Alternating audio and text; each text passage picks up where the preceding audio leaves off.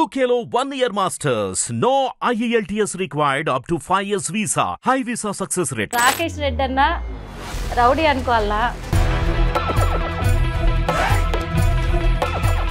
లేకపోతే రాజకీయ నాయకుడు అనుకోవాలా? ఆర్ట్స్ చూస్తావా?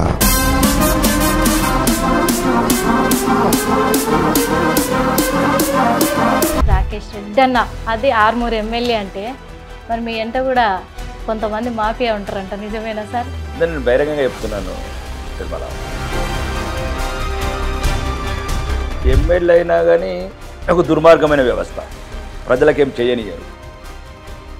అంటే అసలు వ్యవస్థనే భ్రష్టు పట్టిస్తున్నారు.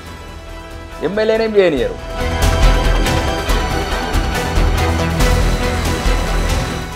హిందుత్వం అంటే ఎందుకు సార్ అంత ప్రేమ, అంత ఇది? సన్నాసులు పిచ్చి పిచ్చిగా మాట్లాడేవారని హిందువుల సన్నాసులు ఉంటే నేను సమాధానం చెప్తున్నాను. మీరు సన్నాసులే.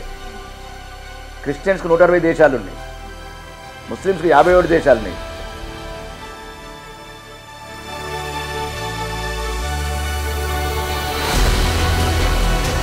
ఇప్పుడు ఎట్లయితే నీ తల్లిదండ్రులను నువ్వు కాదని లేవో, ఎట్లయినా నీ తల్లిదండ్రుల పేర్లు మార్చలేవు, ఏదైనా మార్చగలుగుతావు. అవసరమైతే నీ పిల్లల పేరు మార్చగలుగుతావు, తల్లిదండ్రుల పేరు మార్చు. నేను నా ధర్మానికి హిందూ ధర్మంగా పుట్టాను, హిందువులాగా జీవిస్తాను, హిందువులాగా ధర్మం. ఇప్పుడు ఓల్డ్ సిటీలో ఒక మందిరం కూడా కొట్టిండ్రు, ఒక్క సన్యాసి కూడా రెస్పాండ్ అవుతలేడు. ఈ దేవాలయాలు కూడా కొట్టిండ్రా?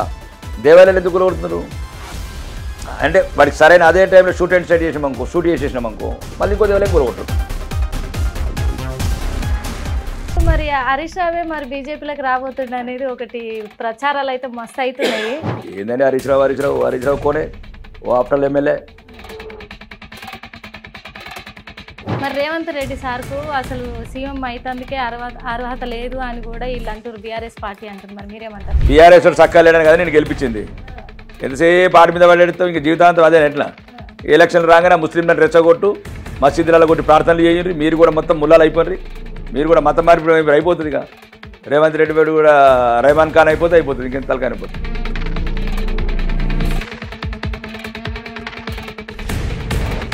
50 ఏళ్ల పాటు వడ్డీ లేకుండా 5,000 కోట్ల రుణం పాకిస్తాన్కి ఇస్తామని రాహుల్ గాంధీ అన్నాడు. सबको सब सुनना चाहिए. जो राहुल का बारे में वो अपना देशवासी नहीं है, वो अपना धर्म का नहीं है. वो देश के ऊपर ऐसा मतलब जहर डाल रहे उन्होंने, जो एक दूसरे के अंदर नफरत फैला रहे. उसको पहले राहुल जी को पहले जैसा हराया वहाँ पर अमेठी में. ఎమ్మెల్యేలను కాంగ్రెస్లకు గుంజుకుంటురు అని చెప్పి గాలు పంచాయి పడుతురు.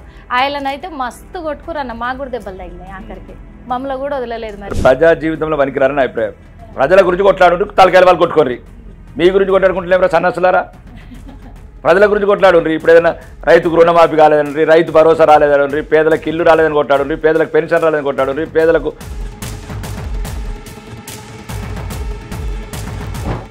सब ऐसा छोटा मोटा बातों के लिए कुछ सुनने का नहीं, कुछ डरने का नहीं है. మేము వస్తాం, బరాబర్ సబ్కు సెట్ కర్ దేతే. హిందువులకు గౌరవప్రదంగా ఛత్రపతి శివాజీ రాజ్యంలో ఉన్నట్లు హిందువులు అట్లా ఆ రకంగా పండుగలు. హిట్ టీవీ చూస్తోళ్ళందరికీ నమస్తే. నేనైతే మంచిగా ఉన్నా, మరి మీరు ఎట్లున్నారు? మంచిగా ఉన్నారా? మనం ఏడున్నామో తెలిసినా ఇప్పుడు ఓయమ్మ ఆర్మూర్ టైగర్ అంటారు. అంతేకాదు ఆయన సింహం అనాల్లో, టైగర్ అనాల్లో, ఏమనాల్లో తెలియదు. ఎందుకంటే ఆయన రూపమే అంత హుందాగా ఉంటుంది. మస్తు మంది పోరగాళ్ళు అయితే గాయనను చూసి మస్తు నేర్చుకుంటారు. గాయనతో పాటు అంటే ఆయన ఉన్నట్టుగా ఎట్ట నడవాలి, ఎట్ట కూసోవాలి, ఎట్ట ఉండాలి, ఎట్ట తిరగాలి, ఎట్ట మాట్లాడాలి, గాయన్ని కూడా పోరగాళ్ళు అయితే మస్తు చూసి నేర్చుకుంటారు. గాయన గురించి ఎంత చెప్పుకున్నా మనం తక్కువే అని కూడా చెప్పుకోవాలి. ఎందుకంటే గాయన గంత ఆయన ఎవరో కాదు, చూస్తున్నాం. రాకేష్ రెడ్డి అన్న, పైడి రాకేష్ రెడ్డి. మరి రాకేష్ రెడ్డి అన్న ఆర్మూర్ ఎమ్మెల్యే. అక్కడ ఆర్మూర్ ఎమ్మెల్యేనే కాదు, ఆర్మూరు టైగర్ అని పిలుస్తారు ఆయనను. ఆ టైగర్ అనే పేరు ఎందుకు వచ్చింది, అసలు ఆయన గంత ఆస్తి ఎట్ట సంపాదించిండు, మరి ఆయన అసలు ఏం బిజినెస్లు చేసిండు, అంటే గన్నిగానం బిజినెస్లు ఎట్ట చేసిండు, ఏం చేసిండు, అవన్నీ కూడా మస్తు ముచ్చట్లు అడిగి తెలుసుకోవాలి. ఇప్పుడు రాకేష్ రెడ్డి అన్న ఇంటికనే మనం ఉన్నాము. మరి రాకేష్ రెడ్డి అన్నకైతే మనం వచ్చినట్టు కూడా తెలియదు. మరి ఏమంటాడో ఏమో, నాకైతే మస్తు గుబులు అవుతుంది. ఎందుకంటే ఆ అన్నతోటి మాట్లాడాలన్నా, ఆ అన్నని అన్నీ అడిగి తెలుసుకుందామన్నా కొంతమంది ఏమో భయపడతారు, కొంతమంది ఏమో మస్తు ఫీల్ అయిపోతారు. ఏమని అంటే గర్వంగా ఫీల్ అవుతారు. ఎందుకంటే రాకేష్ అన్నను కలుసుడే ఎక్కువ. మరి రాకేష్ అన్న గురించి తెలుసుకోవాలి, రాకేష్ అన్నతోటి మాట్లాడాలంటే ఎంత ఉండాలి?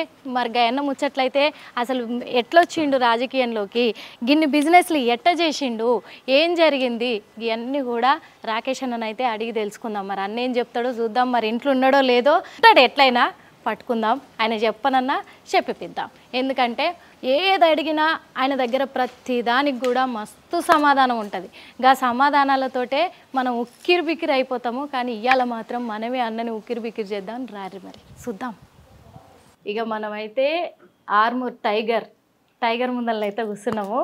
మస్తు విషయాలు తెలుసుకునేది ఉంది. సార్ని చూస్తేనైతే ఎట్లుందంటే మన తెలంగాణ రాష్ట్రంలో ఒక ఉత్తమ పురుషుడు, యుగ పురుషుడు ఉన్నాడా, జన్మించిండా అనే లెక్కనైతే నాకైతే మస్తు సంతోషంగా ఉంది చూస్తుంటేనే ఎదురుగానైతే. మరి సార్ని అయితే మస్తు ముచ్చట్లు అడిగి తెలుసుకుందాము. ఎందుకంటే చాలా తెలుసుకోవాలి, జనాలకు కూడా మస్తు తెలవాలి ఇంకా. అందుకనే సార్ దగ్గరికి అయితే వచ్చినాము. అన్నిటికంటే ముందు సార్ని ఇంటర్వ్యూ చేయడానికంటే ముందుగా కూడా నాకైతే సార్ని కలిసినందుకే మస్తు ఖుషి ఉంది. మరి సార్ని అడిగి తెలుసుకుందాం. జై శ్రీరామ్. జై శ్రీరామ్. సార్ ఎట్లున్నారు సార్? మీరైతే ఫస్ట్ అది అడుగుతా. ఎందుకంటే హుందాగా ఒక నిజంగా ఒక సింహం వచ్చి మా ముందర కూర్చున్నట్టుగా ఉంది మాకైతే. అందుకు అడిగాను సార్. చాలా బాగున్నాను. ఇక్కడ ఓ పక్కనేమో గుండెల్లో దడైతుంది సార్ మిమ్మల్ని చూస్తుంటే.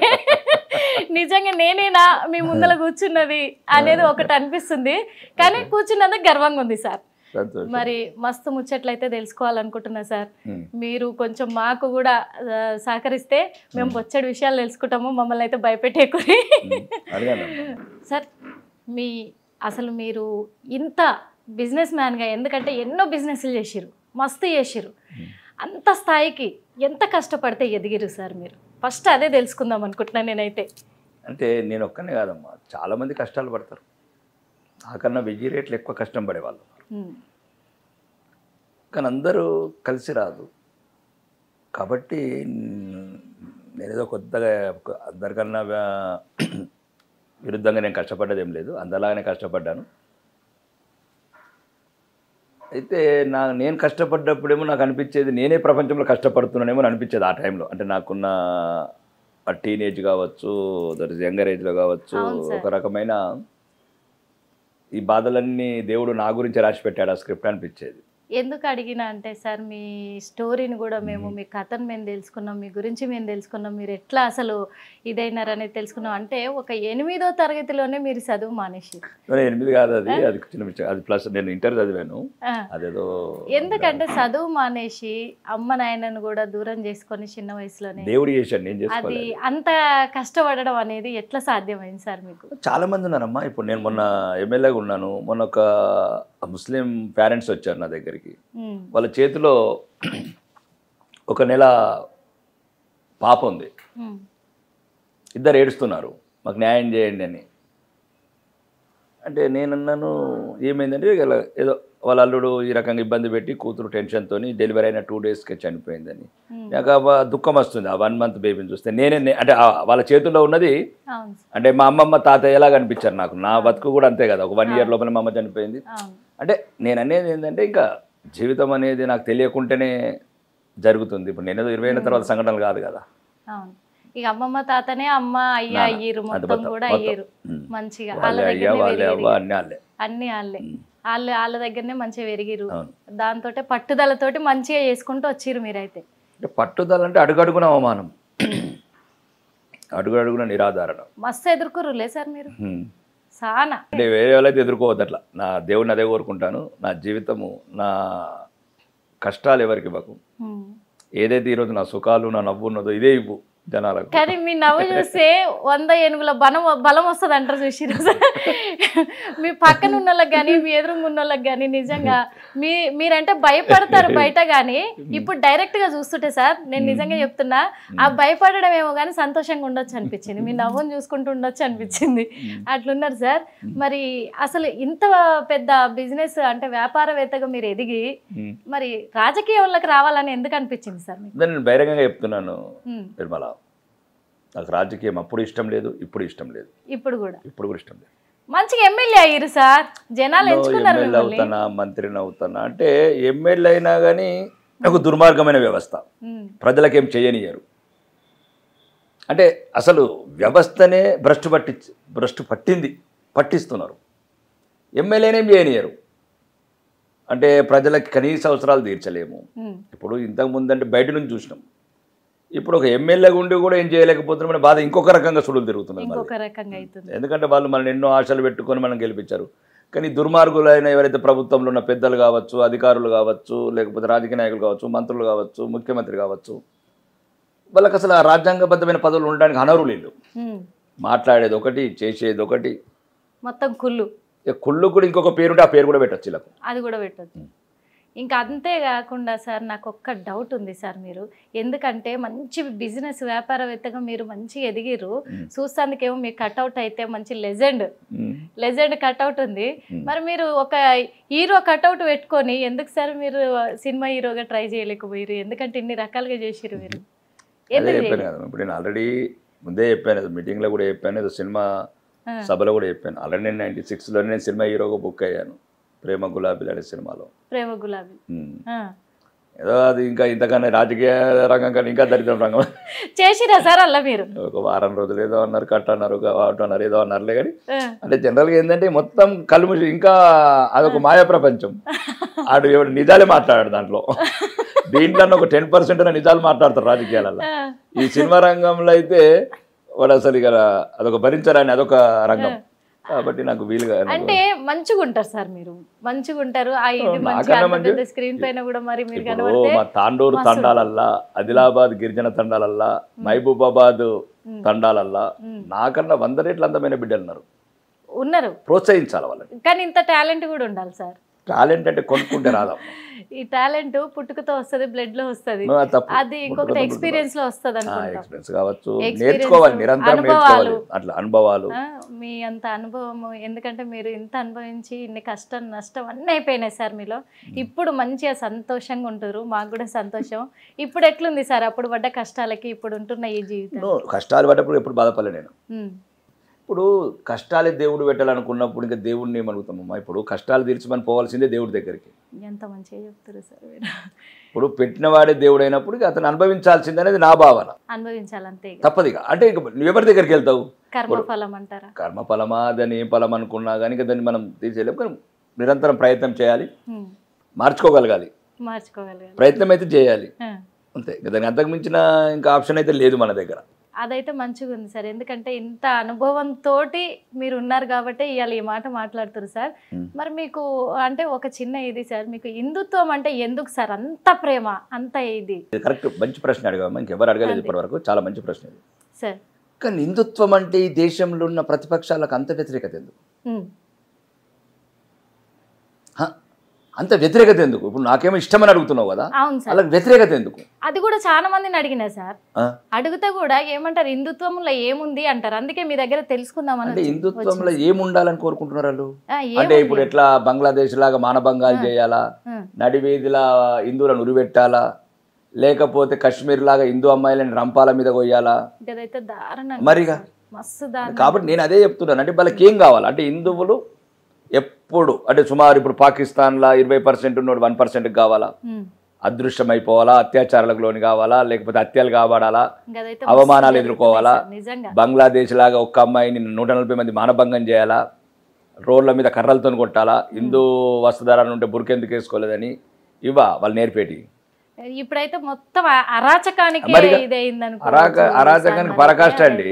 అందుగురించే నా ధర్మం.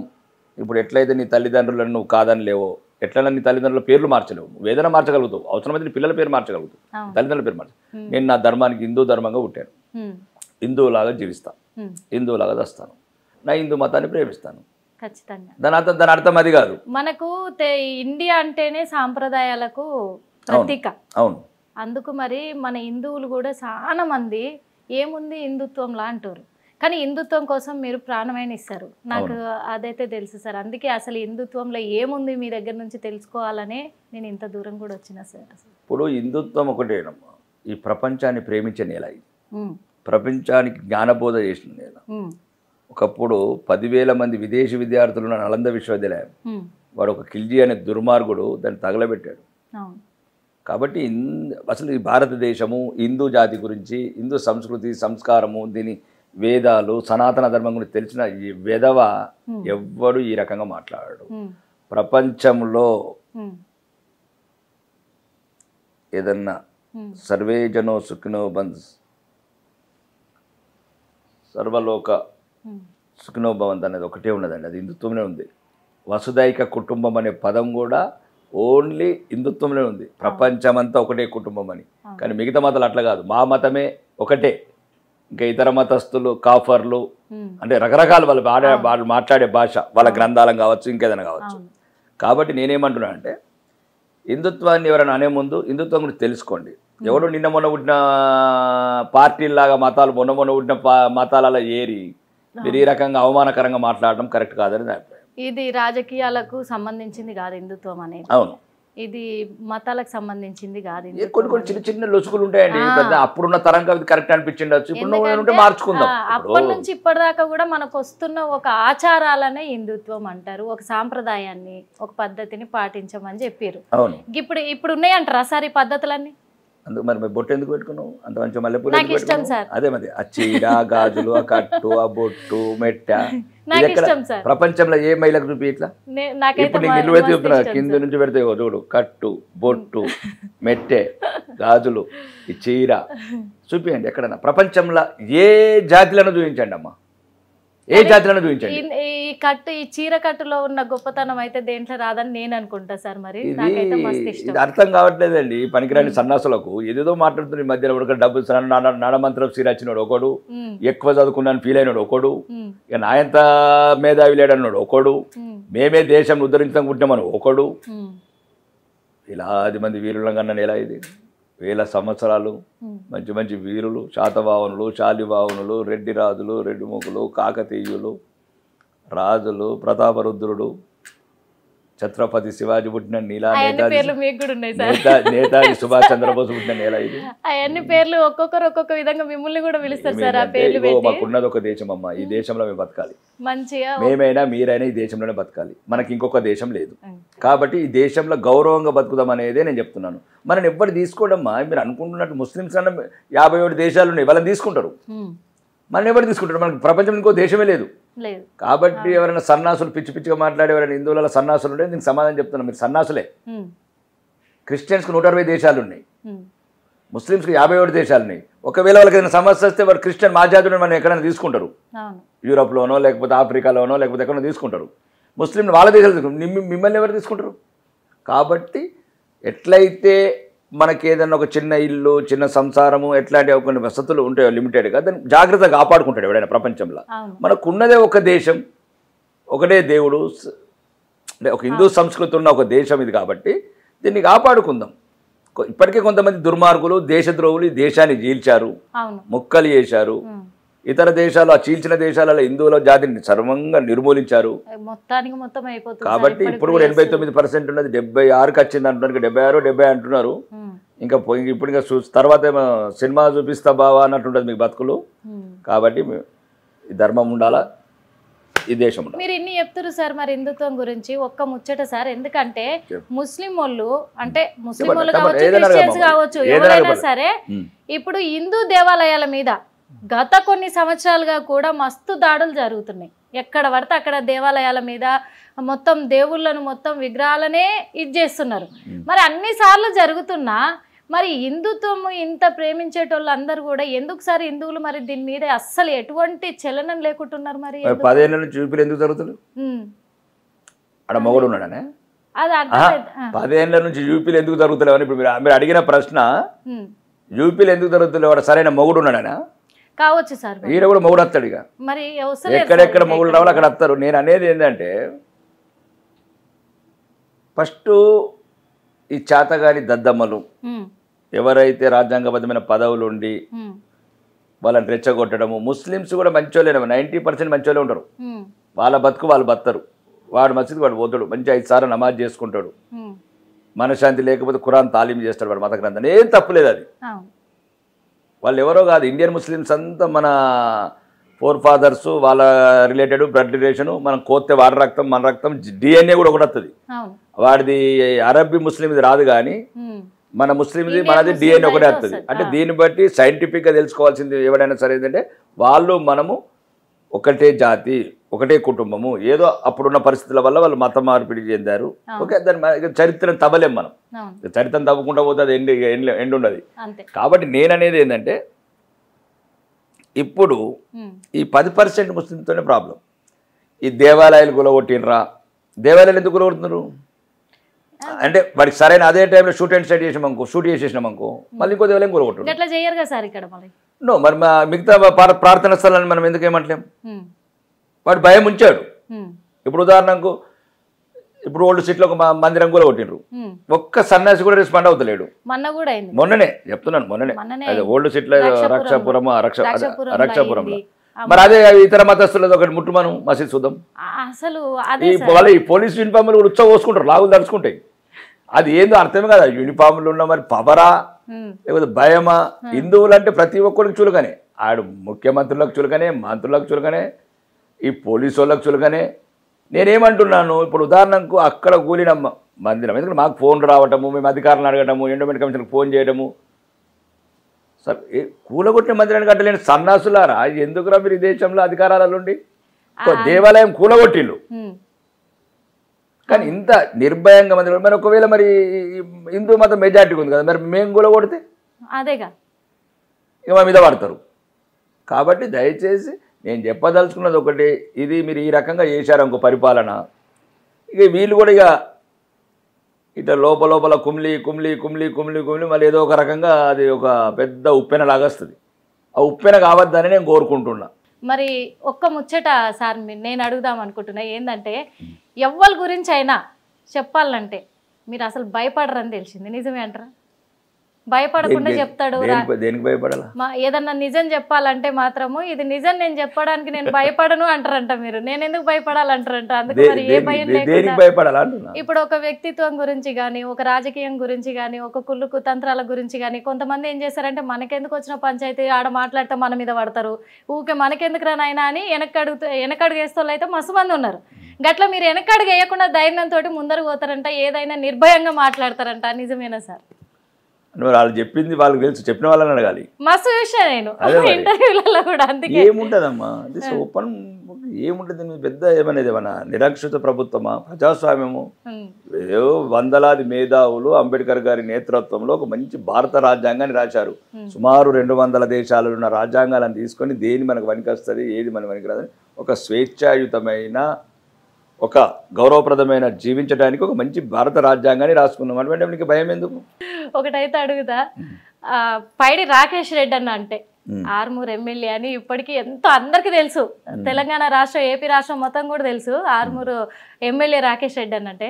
మరి రాకేష్ రెడ్డి అన్న రౌడీ అనుకోవాలా, లేకపోతే రాజకీయ నాయకుడు అనుకోవాలా, ఒక లెజెండరీ అనుకోవాలా, ఏమని పిలవచ్చు అంటారు?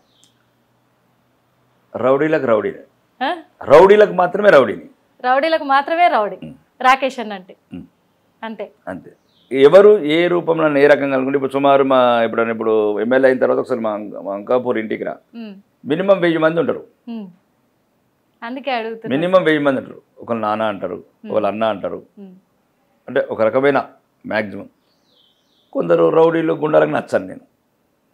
మరి మీరు రౌడీ అంటున్నారు కదా, వాళ్ళు అనుకుంటున్నారు అట్లా. ఎందుకంటే మరి రౌడీలే అంటున్నారు మీరు. రౌడీలకు కనిపిస్తాను అందుకు. రౌడీలకు, గుండాలకు, కబ్జాకోరులకు రాకేష్ రెడ్డి అని ఒక డాన్. తప్పలేదు, వాడికి ఆ రూపంలో కనబడితే మంచిదే కదా. ఇప్పుడు నీకు ఏ రూపంలో కనిపిస్తే ఆ రూపంలో, అంతేనా కదా? ఇప్పుడు నువ్వు నన్ను అన్న అనుకుంటే అన్న రూపంలో కనబడతా, సార్ అనుకుంటే సార్ రూపంలో కనబడతా, ఖచ్చితంగా అది అంతే. కానీ పక్కా చెప్తున్నాను, ఎక్కడ కూడా 1% కాంప్రమైజ్ గాను. అందుకే కాంప్రమైజ్ అనేది మీ దగ్గర లేదంట అసలు. కాంప్రమైజ్ అదే, ఇప్పుడు ఈ ప్రజల్ని హింసించద్దు, వాళ్ళు చిన్న బతుకుల మీద వాళ్ళ బతుకుల నిప్పులు పోయొద్దు. నేను కోరుకునేది అదే కదా, నీ బతుకు నువ్వు బతుకు, వాడి బతుకు వాడు. ముస్లింలకు కూడా చెప్పేది, మీ బతుకులు మీరు బతకండి, మా బతుకులు మేము బతాం, మాకు ఎందుకు ప్రాబ్లం ఎందుకు వస్తున్నది? నువ్వేదో చేస్తున్నావు కాబట్టి మేమేదో చేస్తున్నాం, మేమేదో చేస్తున్నావు నువ్వేం చేస్తున్నావు. హిందువులకు చెప్తున్నా, ముస్లింలకు చెప్తున్నా, ఎవరు చక్కగా వాళ్ళు ఉండాలా. నువ్వు అంకర్ ఉంటే మేము అంకర్ అవుతాం. ఇన్నొద్దులు చక్కగా ఉన్నా అనుకుంటున్నారు, ఇక చక్కగా ఉండు కుదరదిగా. చక్కగా ఉన్నా కానీ అంకరాశలు అయితే ఎన్నొద్దులు ఉంటాం, మేము అంకర్ అవుతాం. ఖచ్చితంగా ఎదుటోళ్ళ ప్రవర్తన బట్టే మనం అంతే. అవుతాం అంతే. మా గీతా సార్ అదే చెప్పింది. ఒక్క విషయము అంటే రాజకీయాలలోకి వచ్చి చాలా తక్కువ టైం ఇది, చాలా అంటే చాలా తక్కువ దినాలు అవుతుంది. మరి ఇంత తక్కువ దినాలల్లా ఆర్మూరు ప్రజలను మీరు ఎట్ట ఆకట్టుకున్నారన్న, ఎట్ట గెలిచిరు అసలు? ఎందుకంటే కొన్ని సంవత్సరాల నుంచి పార్టీలో వండుకుంటా కూడా ఎంతో మంది ఈ టికెట్ల కోసం ఆశపడుతున్నారు. రాజకీయాలలో నేను ఎమ్మెల్యేని కావాలి, మంత్రిని కావాలని ఎంతో పోరాడుతారు. కానీ మీరు ఎట్లా, అంటే మీకు ఎట్లా సాధ్యమైంది? ఏంది అసలు కథ ముచ్చట? అది ప్రజల ఆశీర్వాదమేనమ్మా. ప్రజల అంటే నేను చాలా వేదికల ద్వారా చెప్తున్నాను, నేను ఎన్ని జన్మలు ఎత్తినా రుణం తీర్చుకోలేను. అంటే చిన్నయానంలో ఉన్న భూమన్న కావచ్చు, సాట్లాపూర్ తండలో ఉన్న దినేష్ గురించి కావచ్చు, అట్లా కృష్ణనగర్లో ఉన్న రమేష్ నాయక్ కావచ్చు, గుంజిలో ఉన్న సుమన్ కావచ్చు, కొమ్మన్పల్లిలో ఉన్న శ్రీనివాస్ కావచ్చు, ఎవరో తెలియదు, నేనెవరో తెలియదు వాళ్ళకు. నా గురించి అహర్నిశలు కష్టపడ్డారు వాళ్ళు. అదే ఎందుకు ఆ 3 నెలలు నేను అదొక బంధం, పూర్వజన్మ బంధమే అనుకుంటాను. ఎందుకంటే నేను ఎవరో తెలియదు, నేను మా ఊర్లో కూడా సరిగ్గా తెలియదు నేను 30 సంవత్సరాల నుంచి. కానీ ఆ ప్రజల రుణము నేను ఎప్పటికీ తీసుకోలేను. సుమారు 3 నెలలనే సుమారు 30,000 మెజార్టీతో అంతా, అంటే ఒకవైపు ఒక దుర్మార్గమైన కాంగ్రెస్ పార్టీ మైనారిటీ ముస్లింలను రెచ్చగొడుతూ, క్రైస్తవులను రెచ్చగొడుతూ రకరకాల అపోహలు సృష్టించినా కానీ నా ప్రాంతం మాత్రం తరిమి కొట్టింది కాంగ్రెస్. కాబట్టి నేను నా ప్రజల రుణం ఎప్పటికీ తీసుకోలేను. దేనైనా నా జీవితంలో కొన్ని సాధించి వాళ్ళు ఏదైతే నా మీద నమ్మకం పెట్టుకున్నారో అవి ఇప్పుడు నేను దానికి ఉదాహరణ ఏంటంటే, చిన్న ఉదాహరణ, మన తెలంగాణ అసెంబ్లీలో గల్ఫ్ కార్మికుల గురించి చెప్పగలిగాను. ఎవరు ఈయనని, ఎవరు చూడని ఎడారి బిడ్డల కథలని. అది నేనే ప్రభుత్వం మళ్ళీ లెటర్ ఇచ్చాను, మీరు 17 వరకు చేస్తారా, నన్ను నా ప్రజతోని నిరసనకు దిగుమంటారా అంటే. నిన్న అప్పుడు గవర్నమెంట్ దిగచ్చి నిన్ననే ఏదో మళ్ళీ తూతూ మంత్రం మీటింగ్ పెట్టుకున్నారు. నిన్న ఏదో మరి 4 ఇంకా మేజర్ డిమాండ్స్ అయితే వేయట్లేదు. దాన్ని అప్పటి వరకు అయితే అంటే చెప్తున్నాను, ఒక గొంతు కొన్ని వేల మందికి ఉపయోగపడుతున్నది. అది ఖచ్చితంగా. ఈరోజు ఒక్కడేసారి చనిపోయిన వాళ్ళందరికీ 5 లక్షలు, 10 ఏళ్ళు 15 ఏళ్ళు 50 ఏళ్ళ కాల ఈరోజు తీర్చిన గవర్నమెంట్ నేను ఒప్పుకుంది. 5 లక్షల రూపాయలు చనిపోయిన 10 లక్షలు అడిగాను, అవి కూడా ఇప్పిస్తాను మా ప్రభుత్వం వచ్చినాక. రెండోది ఏంటంటే, ఇంకా చాలా 1000 కోట్ల బడ్జెట్ పెట్టమన్నాను, అవన్నీ ఇంకా తప్పించుకుంటున్నారు. ఏదో ఆ తూతూ మంత్రం కానీ వాడిని విని పిలిచారు తప్ప నిజమైన గల్పు ఎవరైతే ఆ బాధలు తెచ్చిన వాళ్ళని పిలలేదు. అయినా ఎనివో మొత్తానికి ప్రభుత్వానికి ఒక రకంగా కృతజ్ఞతలు చెప్తున్నాను. ఇంకా మిగతా తర్వాత అంటే నేను అనేది ఏంటంటే, ఈ గొంతు వేల మందికి ఆసరా కావాలను. ఖచ్చితంగా ఆసరా కావాలని కాదు, ఆల్రెడీ అయ్యిందన్న. ఎందుకు చెప్తున్నంటే, ఓకే ఆర్మూరు ప్రజలు ఎంచుకున్నారు, మిమ్మల్ని ఎమ్మెల్యేగా నిలబెట్టిరు. కానీ ఎమ్మెల్యేలు ఒక్కొక్కరు 4-5 సార్లు ఎమ్మెల్యేలు అయిన వాళ్ళు కూడా ఉన్నారు, మస్తు మంది, ఎన్నో సంవత్సరాల రాజకీయంలా. కానీ మీరు ఒక్కసారి ఎమ్మెల్యేగా గెలిచి గింత పేరు ఎట్లా తెచ్చుకున్నాను? మారు మోగిపోతుంది తెలంగాణ రాష్ట్రం కూడా నిజంగా చెప్పాలంటే. మరి అది ఎట్లా అయింది? ఇప్పుడు రామ్ చరణ్ ఉన్నాడు, వాడు ఒకటే సినిమా మగధీర సినిమాగా మీరు అట్లా చెప్పద్దు. రామ్ చరణ్ అంటే చిరంజీవి ఆల్రెడీ వాళ్ళ అయ్యో మస్తు స్టార్ కాబట్టి రామ్ చరణ్ స్టార్ అయ్యిండు. గట్ల లేదుగా మీది. ఏదైనా నిజాయితీగా కష్టపడాలి. ఇప్పుడు కొన్ని సినిమాస్ అనుకోకుండా హిట్ అయిపోతాయి. ఒక్కసారికే విష్ణు చక్రం తిప్పేసిరు మీరు. ఇప్పుడు మీరు సినీ వారసత్వం లేకుండా చాలా మూవీస్ హిట్ అవుతాయి, బ్రహ్మాండంగా హిట్ అవుతాయి. కాబట్టి ఇది కూడా అట్లే, మేము రాజకీయ నేపథ్యం లేకుండా నిజాయితీగా నిబద్ధతగా మాలో ఉన్న టాలెంట్ని బట్టి ప్రజాక్షేత్రంలో సంఘర్షణ పడుతున్నాము, ఎదుర్కొంటున్నాము. కాబట్టి ప్రజలు ఇష్టపడుతున్నారు, దేవుడు ఇష్టపడుతున్నాడు. దేవుడు ప్రజలు ఇష్టపడ్డ తర్వాత ఇంక ఈ మధ్య నోడు కోన్ కిస్కగలరు. కానీ నిజంగా చెప్పాలంటే రాజకీయంలో మీలాంటి వాళ్ళు అయితే ఒకళ్ళు ఉండాలన్నా. నాలాంటి ఒక్కరు కాదు, వేలాది మంది ఉంటే ఖచ్చితంగా మన రాష్ట్రం బాగుపడుతుంది, మన దేశం బాగుపడుతుంది. ఇదైతే నేను చెప్పగలను. ఎందుకు చెప్పగలను అంటే కూడా చెప్తా, ఎందుకంటే మీ సేవా గుణం ఒకటి ఉంది. దానికి కారణం ప్రజలకు సేవ చేయాలి. నా ఏమంటారు, నా ప్రజలు బాధపడుతుంటే నేను ఎట్ట చూస్తా ఊకుంటా అని కూడా ఒక సినిమా ఉంది సాయిధరం తేజ్ది. గట్లుంది. ఎందుకంటే ప్రజల కోసమే నేను ఉన్నా, ప్రజల కోసమే నేను బతుకుతున్నా, ప్రజల కోసమే నేను సేవ చేస్తా అని రాజకీయంలోకి వచ్చిరు మీరు. కానీ ఈ రాజకీయాన్ని మీరు మారుస్తారనేది కూడా మాకు ఒక నమ్మకం అవుతుందన్న. ఈ రాజకీయాలలో చూసుకుంటే నిన్న మొన్న కూడా కొన్ని జరిగినాయి, మస్తు జరిగినాయి. మరి ఇలా గొడవలు, ఇలా పంచాయతీలు ఏందన్న అసలు? ఆర్కే పొడి గాంధీ కానీ, పాడి కౌశిక్ రెడ్డి కానీ ఏంది అసలు? దీని వెనుక ఏముంది అనుకుంటారు? వాళ్ళకి ఏముంది? అదే ఎమ్మెల్యేలాగా ప్రవర్తిస్తున్నారా? ఏ సమస్యల మీద గొడవ పడుతున్నారు? ఎట్లా కొట్టుకున్నారు అంటే అసలు అదేమన్నా రాజకీయమా? మరి డబ్బు ఎక్కువై ప్రజల్ని పిచ్చోళ్ళు చేస్తున్నారు. కానీ ఏంది అసలు? ఏ మహిళలకు 2500 ఇస్తలేదు ప్రభుత్వం అని దాని మీద కొట్లాడుతున్నారా? లేదు. లేకపోతే రైతులకు రుణమాఫీ అందరికి కాలేదని గొడవపడుతున్నారా? లేదు. పెన్షన్లు ఇంకా ఇంతవరకు 4000 పెన్షన్ ఇస్తామని ఇవ్వలేదని గొడవపడుతున్నారా? పేదలకు ఇల్లు కట్టిస్తామని 9 నెలలు అయిపోయినా ఒక ఇల్లు కట్టిస్తలేదని గొడవపడుతున్నారా? ఇట్లాంటి దద్దమ్మలు చేసిన రాజకీయ వ్యవస్థ భ్రష్టు పట్టింది. దానికి ఇంకా ఆయన ఇంకొక తన్నీర్ హరీష్ రావు అంటాడు, ధర్నాలు, మన్ను మాషాడము, తెలంగాణ ప్రజలు ఇంతవరకు లక్షల కోట్ల అప్పులు నెట్టిన పార్టీ ఇంకా మళ్ళీ అది చెప్పడానికి నాకు ఇబ్బందికరంగా ఉంటుంది. మరి మరి బీఆర్ఎస్ ఎమ్మెల్యేలను కాంగ్రెస్లకు గుంజుకుంటురు అని చెప్పి గాలు పంచాయి పడతారు. ఆయననైతే మస్తు కొట్టుకురు అన్న, మాకు కూడా దెబ్బలు తగిలినాయి, మమ్మల్ని కూడా వదలలేదు. ప్రజా జీవితంలో పనికిరారని అభిప్రాయం. ప్రజల గురించి కొట్లాడు, తలకాయల వాళ్ళు కొట్టుకోర్రి. మీ గురించి కొట్లాడుకుంటున్నారా సన్నసులారా? ప్రజల గురించి కొట్లాడుండ్రి. ఇప్పుడు ఏదైనా రైతుకు రుణమాఫీ కాలేదనండి, రైతు భరోసా రాలేదనండి, పేదలకు ఇల్లు రాలేదని కొట్లాడుండ్రి, పేదలకు పెన్షన్ రాలేదని కొట్లాడుండ్రి, పేదలకు రేషన్ కార్డు రాలేదని కొట్లాడండి. సన్నసులారా పనికిరాని వెదలైనంతా. ఇది ఇప్పుడు 4 రోజుల నుంచి ఇదే పని. మీ మీడియా కూడా ఏం పని లేదు. పేదోడు కన్నీళ్ళు కానరావు, వరద బాధితుల ఇల్లు పోయినోడు కానరాడు, వరద బాధితుల పంట పొలాల్లో నష్టమైనడు కానరాడు. మీ మీడియాకు అరికపూడి పాడి కౌశిక్, అరికపూడి పాడి కౌశిక్, హరీష్ రావు, ఇదా రాజకీయ మీడియా కూడా కవరేజ్ చేసేది. మొన్న 4 రోజుల కింద, వారం రోజుల కింద వరదలు వచ్చి మొత్తము సామాన్య ప్రజలు, పేద ప్రజలు ఇప్పుడు కట్టుబట్ట లేకుండా, ఇంట్లో ఉన్న గింజ తిండికి లేకుండా దాని మీద కొట్టాలి రాజకీయ నాయకులుగా మేము.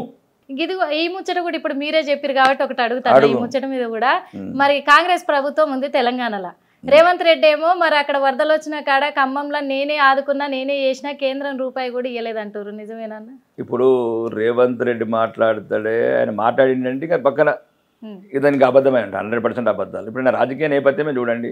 ఆయన అధికారం వచ్చి నుంచి ఏం చేసిండు చెప్పండి? ఏమీ చేయలేదు. 9 ఏళ్ల నుంచి ప్రజలను మోసపుచ్చడం, టెలిఫోన్ ట్యాపింగ్ అంటాడు, కాళేశ్వరం అంటాడు, నయూం డైరీ అంటాడు, సినిమా డ్రగ్స్ కేసు అంటాడు, ఈ మధ్యన కొత్త ఒక హైడ్రా అని ఒక ఆట ఆడుతున్నాడు. ఆయన చేసేది ఏముంటుంది? ఆయన దగ్గర ఉన్నది ఎంత? ఆ తీసుకొచ్చిన డబ్బులు మేమే 76,000 కోట్లు అప్పించినాం సెంట్రల్ నుంచి ఇప్పటి వరకు. 76,000 కోట్లు అప్పిస్తేనే అంత ఇంత జీతాలు కట్టగలుగుతున్నాడు. ఆయన కార్ల పెట్రోల్ పోసుకోగలుగుతున్నాడు. లేకపోతే మేము సెంట్రల్కి వెళ్ళి డబ్బులు ఇవ్వకపోతే రేవంత్ రెడ్డి కార్ల పెట్రోల్ కూడా పోయాం. ఈ హైడ్రా పెట్టిండు, మరి దీని మీద మీరేమనుకుంటారు? ఏముంటుంది దాన్ని బట్టి డబ్బులు వసూలు చేస్తున్నాడు అంతే అంతే మొత్తం.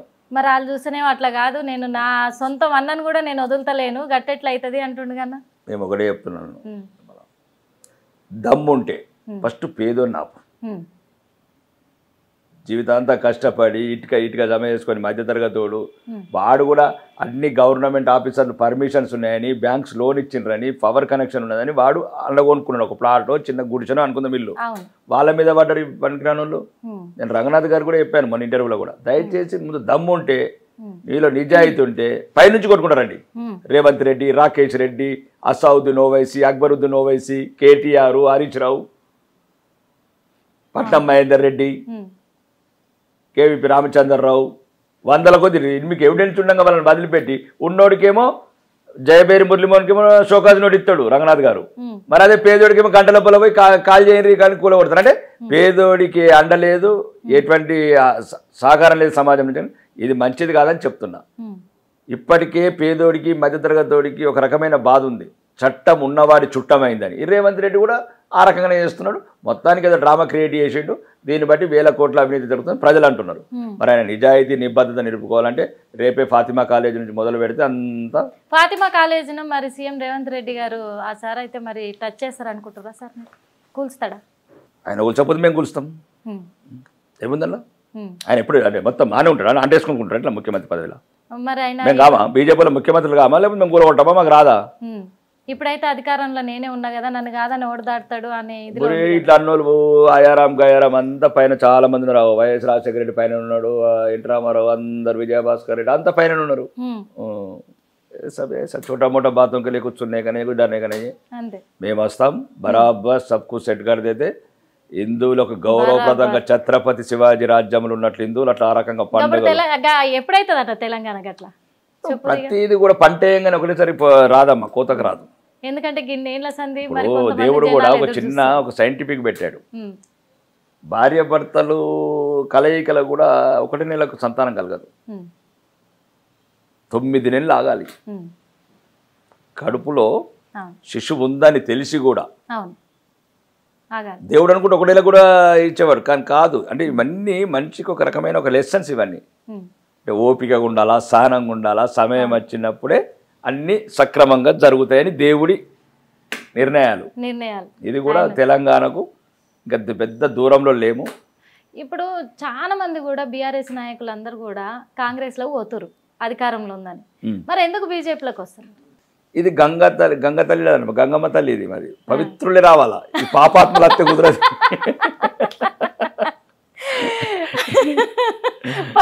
అట్లా ఆ పవిత్రులు రావాలి, ఈ పాపాత్మలు అత్తే కుదరదు. ఎలా ఎంత మంచిగా చెప్పిరంటే మస్తు పోల్చిరు గంగమ్మ తల్లి.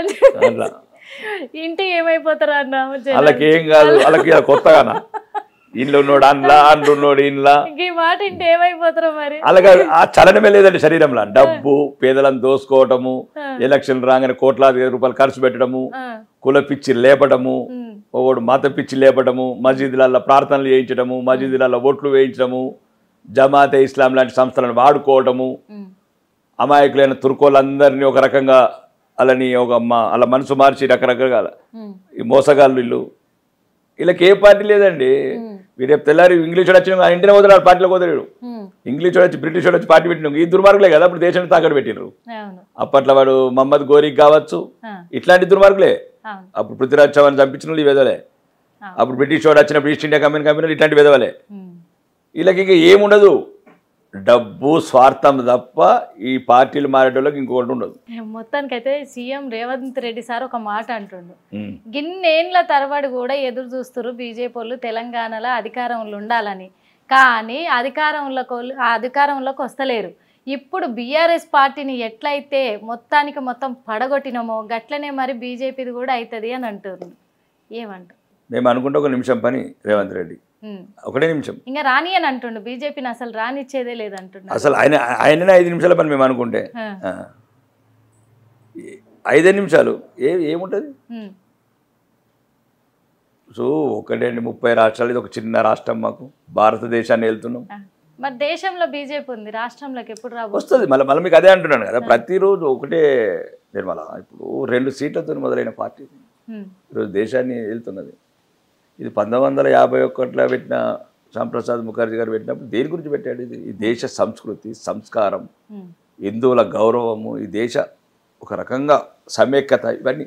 లేకపోతే ఏదో ఈ రేవంత్ రెడ్డి లాగా ఈ డూప్లికేట్ గాంధీల గురించి పెట్టిన పార్టీ, దేశాన్ని చీల్చిన పార్టీ, దేశంలో ఎమర్జెన్సీని పెట్టిన పార్టీ, హిందువులను చంపిన పార్టీ, ఆవులని గోవులని అన్నిని చంపిన పార్టీ కాంగ్రెస్.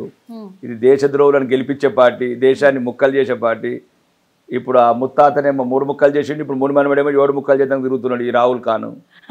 మరి ఇది అదే నీతి నిజాయితీలు లేని, దేశం పట్ల ఎటువంటి ప్రేమ లేని ఏదైనా ఇది ప్రపంచంలో ఉన్నదంటే ఒకటి ఆల్ ఇండియా కాంగ్రెస్ పార్టీ. ఈ దేశ ప్రజలకు, హిందువులకు ఈ ముక్త్ కాంగ్రెస్ ఎప్పుడైతే, విముక్త్ కాంగ్రెస్ ఎప్పుడైతే అవుతుందో ఈ దేశం నుంచి, సంపూర్ణంగా ఈ దేశం నుంచి కాంగ్రెస్ కనుమరుగు అవుతుందో అప్పుడే భారతదేశానికి, ముఖ్యంగా హిందువులకు ప్రశాంతత లభిస్తుంది. అప్పటి వరకు మరి కాడ సచివాలయం కాడ మరి విగ్రహమే పెడతా అంటుండు కదా మరి ముఖ్యమంత్రి సార్. అయితే మేమైతే నా వ్యక్తిగతంగా చెప్పానమ్మా, నేను రాగానే మ్యాక్సిమం ఫస్ట్ ఈ రాజీవ్ గాంధీ పేరుది, అంటే నేను మా గవర్నమెంట్ వస్తే మాత్రం నేను ఒప్పించి, హైకమాండ్ ఒప్పించి మ్యాక్సిమం ఈ గాంధీల పేరు తీసేపిస్తాను. ఉంచుకుంటే 1-2 ఉంచుకోవాలి, మొత్తం దేశంలో నీళ్ళ పేర్లు అయితే ఎట్లండి? గాంధీ విగ్రహం గాంధీ మేము పెడతాము, రుద్రమదేవి పెడతాము. రాజీవ్ గాంధీ మాకేం సంబంధం అండి? మా తెలంగాణ కాకతీయ డైనస్టీ. రాజీవ్ గాంధీ గారు ఏంటంటే ఆయన గురించి నాకు ఇష్టం లేదు. ఆయన ఎందుకంటే బోపర్ స్కామ్లో ఉన్నాడు ఆయన. అవి రాత్రంటే ఒక జాతికి అట్లా ఇన్స్పిరేషన్ ఉండాలి నాయకుల ఫోటోలు. మన దేశాన్ని రక్షించిన నేతాజీ సుభాష్ చంద్రబోసు, సర్దార్ వల్లభాయ్ పటేలు. మరి నేను అనేది అది కరెక్టే కాదు వాళ్ళది. ఇక కాంగ్రెస్ ఏంటంటే ఏదో కళ్ళలో పెట్టడం, ఏదో గొడవలు పెట్టడం, టీఆర్ఎస్ వాళ్ళకు తల్లి అంటున్నారు. కానీ నేను మొన్న కూడా చెప్పాను వ్యక్తిగతంగా, నేను ఆల్రెడీ రాగానే ఇంటర్నేషనల్ ఎయిర్పోర్ట్ కూడా రాజీవ్ గాంధీ పేరు తీసేసి రాణి రుద్రమదేవి అంతర్జాతీయ విమర్శనం పెడతాము. ఎక్కడెక్కడైతే మా తెలంగాణలో చాకల ఐలమ్మ లాంటి విగ్రహాలు పెడతాము, ఇట్లా కుమరం భీం లాంటి విగ్రహాలు పెడతాము. ఈ జాతికి స్ఫూర్తి నింపిన వాళ్ళు అట్లా బిఎన్ రెడ్డి గారు, లేకపోతే చాలామంది ఉన్నారు మాకు, సురవరం ప్రతాప్ రెడ్డి గారు, చాలామంది ఉన్నారు మా చరిత్రలో. ఎప్పుడైతే దేశానికి ఎదురొడ్డి పోరాడినరు, స్వాతంత్రం గురించి పోరాడినరు, నిజాం వ్యతిరేకంగా పోరాడినరు, సోయబుల్లా ఖాన్ లాంటి వాళ్ళంటూ విగ్రహాలు పెడతాము. మతమైన సంబంధం ఏంటంటే అబ్దుల్ కలాం గారు పెడతాము. ప్రపంచానికి ఒక నిజాయితీగా ఎలా నేర్పించింది భారతదేశానికి, ఒక ప్రెసిడెంట్ ఆఫ్ ఇండియా ఉండి కూడా ఒక సైంటిస్ట్ ఉండి, అంటే ఇవన్నీ మాకు స్ఫూర్తి నింపే కథలు. వీళ్ళని చెప్తే బోపర్ ఆయన విగ్రహం చూస్తే బోపర్స్ జ్ఞాపకం వస్తుంది. అది కాబట్టి నేను చెప్తున్నా, వ్యక్తిగతంగా మీరు ఎవరు అభిమానం ఉంటే కాంగ్రెస్ నాయకులు ఇళ్ళలో పెట్టుకోండి, మీ ఫామ్ హౌస్లు ఉన్నాయి, ఫామ్ హౌస్లలో పెట్టుకోండి. ఎవడంటున్నాడు? రేవంత్ రెడ్డి కూడా ఒక 100,000 ఎకరాలని మీ అన్నదమ్ములకు పెట్టుకోండి. దాంట్లో రాజీవ్ గాంధీ పెట్టుకోండి, రాహుల్ గాంధీ పెట్టుకోండి, ప్రియాంక గాంధీ పెట్టుకోండి, ఆ వాద్రాజ్ కూడా పెట్టుకోండి. మరి మీరు గట్లా మాట్లాడుతారు, మరి హరీష్ రావే మరి బీజేపీలోకి రాబోతుండ అనేది ఒకటి ప్రచారాలు అయితే మస్తు అవుతున్నాయి, గుసగుస అవుతుంది, గసగసలు అవుతున్నాయి. మరి దీని మీద మరి మీరేమో మరి హరీష్ రావు నినాదాలు చేస్తుండు, ఆయన ఏం నినాదాలు చేస్తుండ అని అంటున్నారు. మరి బీజేపీలకే వస్తుండ రాజకీయాలు ఒకటేనమ్మా, నిరంతర ప్రక్రియ, అది నిరంతర మార్పు. అది నిజమే అంటారా? మరి రేపటి గురించి నేను మాట్లాడలేదు. ఈ రోజు అయితే అట్లాంటి అవకాశాలు లేవు. కానీ రాజకీయాలలో ఏమున్నదమ్మా, ఎవరైనా రావచ్చు, ఇక్కడికి వెళ్ళి పోవచ్చు, దానికి తప్పేముంది? తప్పే లేదని ప్రజాస్వామ్యం. బీఆర్ఎస్ నే మొత్తానికి మొత్తం బీజేపీలో విలీనం అవుతుంది అని బీఆర్ఎస్ ఉందా ఇంకా? అంటే బీజేపీలో కలిసిపోయిందా? ఫామ్ హౌస్ ఆయన లేడు, 9 ఏళ్ళ నుంచి పడుకున్నాడు. ఆయన పాపం అప్పుడు తాగినట్టు ఇప్పుడు ప్రతిపక్ష నాయకుడు, ఏదైనా ప్రతిపక్ష నాయకుడు లక్షణాలు ఉన్నాయి. అప్పుడు పరిపాలకుడికి ఉన్న లక్షణాలు లేవు. తెలంగాణని తాకట్టు పెట్టిండు 7 లక్షల కోట్లు. అల్లుడికి 1,00,000 కోట్లు, కొడుకు 1,00,000 కోట్లు, కూతురుకు 1,00,000 కోట్లు, మొత్తం అవినీతిమయం చేసి తెలంగాణని అన్ని కూలిపోయే కాళేశ్వరము, కాలిపోయే కాకతీయాలు పెట్టి తెలంగాణని సర్వనాశనం పెట్టి ఒక 1,200 మంది బిడ్డలు చచ్చిపోతే ఒక గ్రూప్ 1 ఉద్యోగం ఇవ్వకుండా ఉసురు పోసుకున్నోడు ఈరోజు ప్రతిపక్ష నాయకుడు కూడా ఫామ్ హౌస్లోకి వెళ్ళి పండుకొని లెబ్బనోడు 9 నెలలు అయింది. ప్రతిపక్ష నాయకుడు అంటే ఎట్లుండాలా? అప్పుడు అది మరి ఏం బ్రాండ్ అది అడగాలి. ఆ బ్రాండ్ కూడా 9 నెలలు బ్రాండ్ ఏమన్నా ఉండదు. మీరు చెప్పండి. ఒకవైపు అతకుతలం అవుతుందండి, వరదలు వచ్చి ములుగు కావచ్చు, మహబూబాబాద్ కావచ్చు, లేకపోతే ఖమ్మం కావచ్చు, కోదాడ కావచ్చు, మొత్తం పేద ప్రజలంతా కట్టు బట్టలతో నడి రోడ్డు మీద ఉంటే లెబ్బనోడు, పనికిరానోడు ప్రతిపక్ష నాయకుడు ఉండకూడదు. వెంటనే ఎమ్మెల్యేగా రాజీనామా అయ్యాయి. ఎట్లన్నా కామారెడ్డిలో ఓడగొట్టారు మన నిజామాబాద్ జిల్లా వాళ్ళు, రాజీనామా అయ్యాయి. ఏందండి హరీష్ రావు కోనే ఓ after MLA. Harish Rao MLA చెప్తా సార్ జనాలకైతే, ముఖ్యంగా కేసీఆర్ సార్కి చెప్తా. ఇప్పుడు హరీష్ రావు ఏంది, ఆయన చేసే రాజకీయం ఏంది? పేద ప్రజల తెలంగాణ ప్రజల కోసం నేను మొత్తం కొట్లాడుతున్నా అంటాడు. మన జైలు అరెస్ట్ అయ్యింది. దేని గురించి అరెస్ట్ అయ్యింది చెప్పాను నేను. 3 రోజుల క్రితం అరెస్ట్ అయ్యింది. దేని గురించి అరెస్ట్ అయ్యిండు? దేని గురించి అరెస్ట్ అయ్యిండు? కౌశిక్ రెడ్డి ఆరికపూడి గాంధీ అది గాజులు, చీరలు, మహిళలను అవమానించుడు, వాడే ఆంధ్రోడు అనుడు, వీడేమో తెలంగాణడు అనుడు. ఇప్పటికే పచ్చటి రాష్ట్రం విధవలంతా కలిపి మొత్తం విడగొట్టిండ్రు, పెట్రోల్ పోసుకొని అగ్గిపెట్ట దొరకలేదని. ఒక్క చిన్న విషయం సార్, మరి నిజంగా రాజకీయ నాయకులు ఎప్పుడు కూడా ఉవ్వలు చూడు ఏమన్నా అంటే చీరలు చూపిస్తారు, గాజులు చూపిస్తారు, బొట్లు చూపిస్తారు, ఇవి వేసుకోరు అని అంటారు. మస్తు చూస్తున్నాం.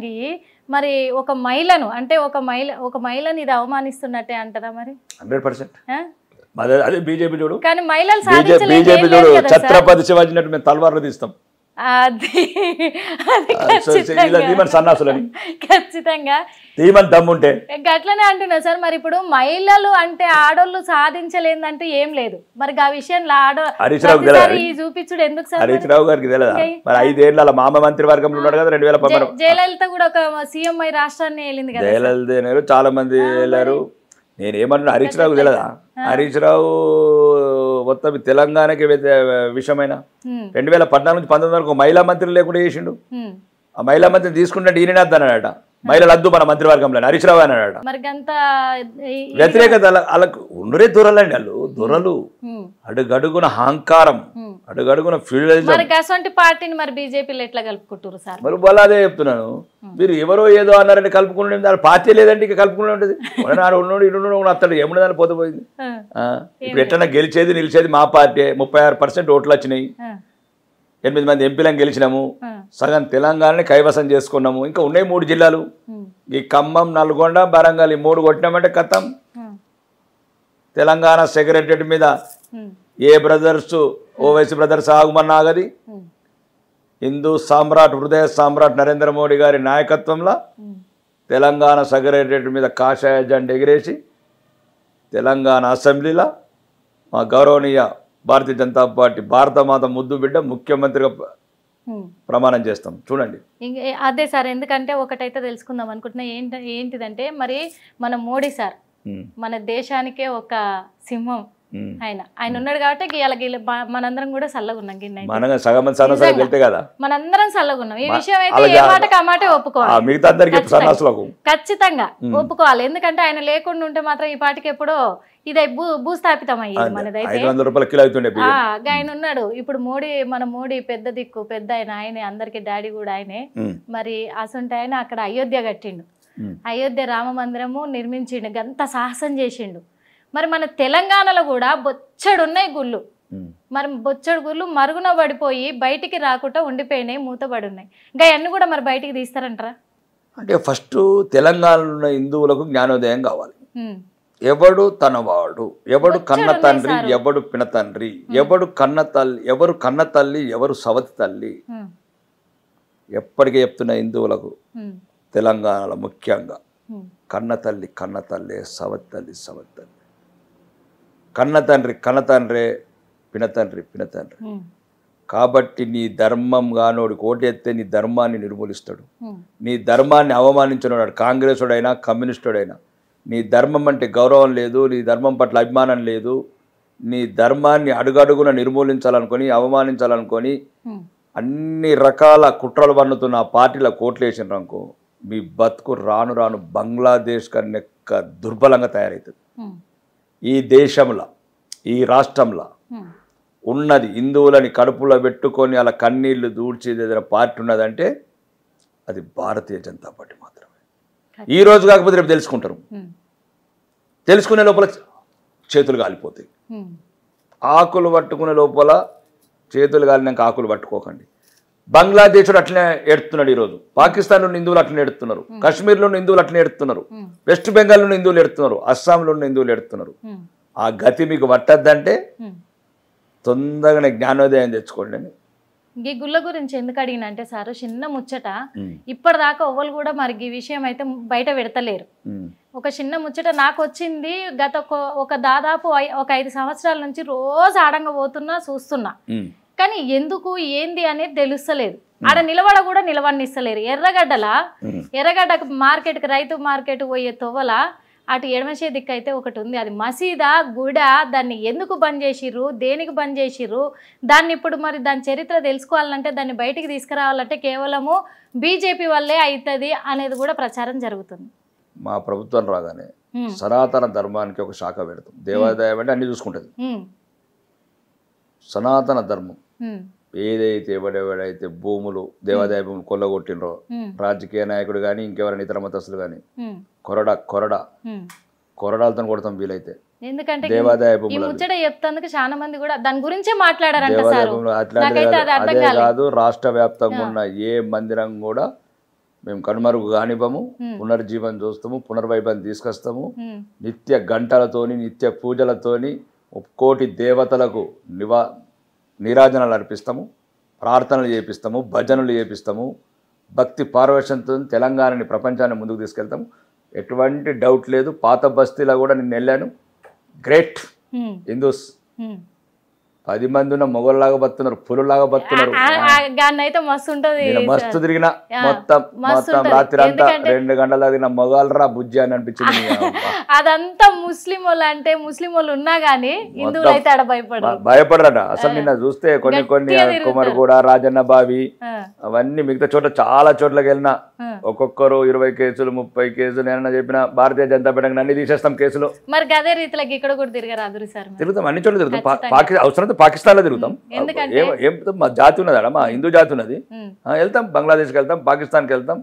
ఏమైతుంది అంటే పాకిస్తాన్ వీడికి రావచ్చు, వాడు పాత బస్తీకి వచ్చి పిల్లలను చేసుకోవచ్చు, ఆడి చార్మినార్ అల్లుడు కావచ్చు, కానీ అంటే మేము పోవద్దా మా జాతి గురించి? మరి బరాబర్ పోతాం, బరాబర్ పోవాలి, తొడగొట్టాలి, మిసింది అంటే మన భారతదేశం అంటే ఏందో చూపించాలి, గట్లుంటది. అందుకనే ఈ ముచ్చట నేను ఇవాళ మాట్లాడుతందుకు కూడా కారణం అదే.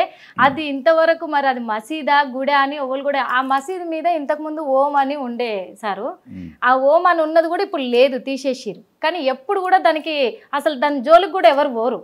అది ఏందనేది ఎందుకు బయటకు? అది ఒకటే కాదు నిర్మల, చాలా ఉన్నాయి అట్లాంటి, ఇంకా చాలా ఉన్నాయి. ఈ దుర్మార్గమైన కాంగ్రెస్ ప్రభుత్వం, ఈ దుర్మార్గులు సమైక్యాంధ్రలు కానీ ఇప్పుడు కానీ రోజు రోజుకు హిందువులను అవమానించి హిందూ గుళ్ళని అపవిత్రం చేసి ఎటువంటి చర్యలు తీసుకోకుండా ముస్లింలని క్రైస్తవులను రెచ్చగొట్టి మొత్తానికి మొత్తం ఫస్ట్ వాళ్ళకి ఏంటంటే జాతి ఒకటి ఉండడం ఇష్టం ఉండదు, అన్నదమ్ములకు కలిసి ఉండడం ఇష్టం ఉండదు.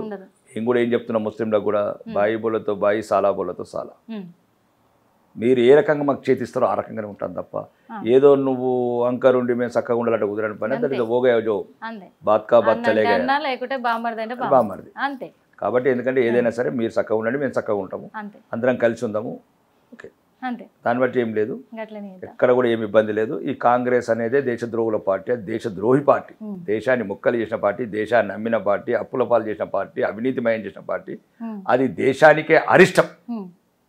దాని నామ రూపం లేకుండా చేయాలి. అది హిందువన్న ప్రతి ఒక్కడు కంకణం కట్టుకొని కాంగ్రెస్ని ఖండంలో అంటే ఓట్ల ద్వారా ఖండంలో కత్తులు పట్టుకొని తిరిగారు ఆయన. అంతే, ఓన్లీ ఓట్ల ద్వారానే ఈ పార్టీని నిర్మూలించగలరు. మరి రేవంత్ రెడ్డి సార్కు అసలు సీఎం అయితందుకే అర్హత లేదు అని కూడా వీళ్ళు అంటారు, బీఆర్ఎస్ పార్టీ అంటారు. మరి మీరేమంటారు? కాంగ్రెస్ వాళ్ళు అంటున్నారు, మేము ఎందుకంటారు? కాంగ్రెస్ వాళ్ళు కూడా, కాంగ్రెస్ వాళ్ళు అందరూ స్టేజ్ల మీద అంటున్నారు.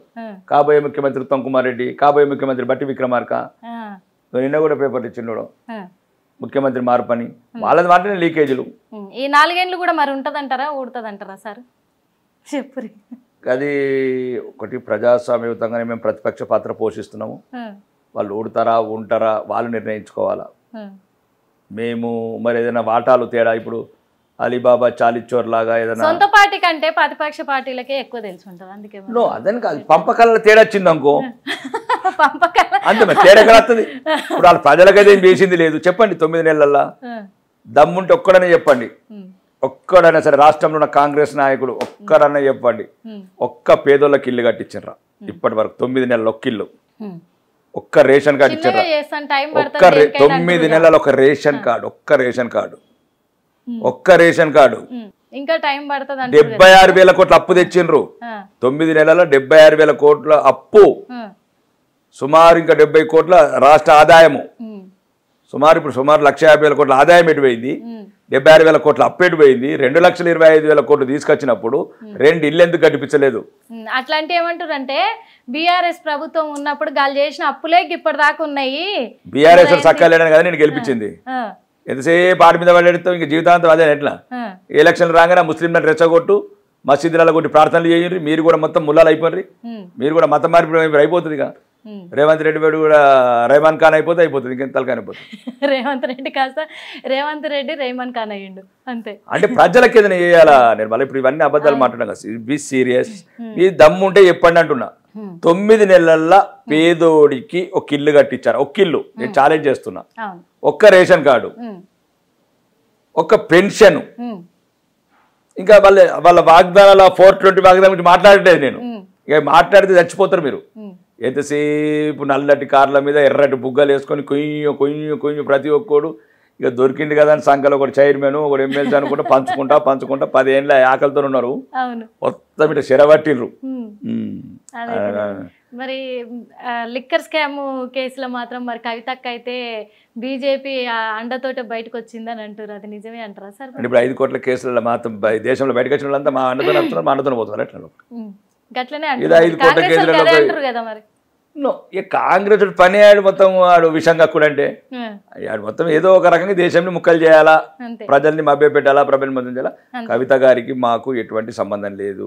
ఆమె వ్యాపారం చేసింది చేయలేదా ఆమె చెప్పుకోవాలా, వాళ్ళ నాన్న చెప్పాలా, వాళ్ళ అన్న చెప్పాలా, వాళ్ళ బావ చెప్పాలా, మాకేందని బాధ? అది మీరు వ్యాపారం చేసినా లేరా అది చెప్పారు ఇప్పటి వరకు. అసలు ఇవన్నీ వద్దు.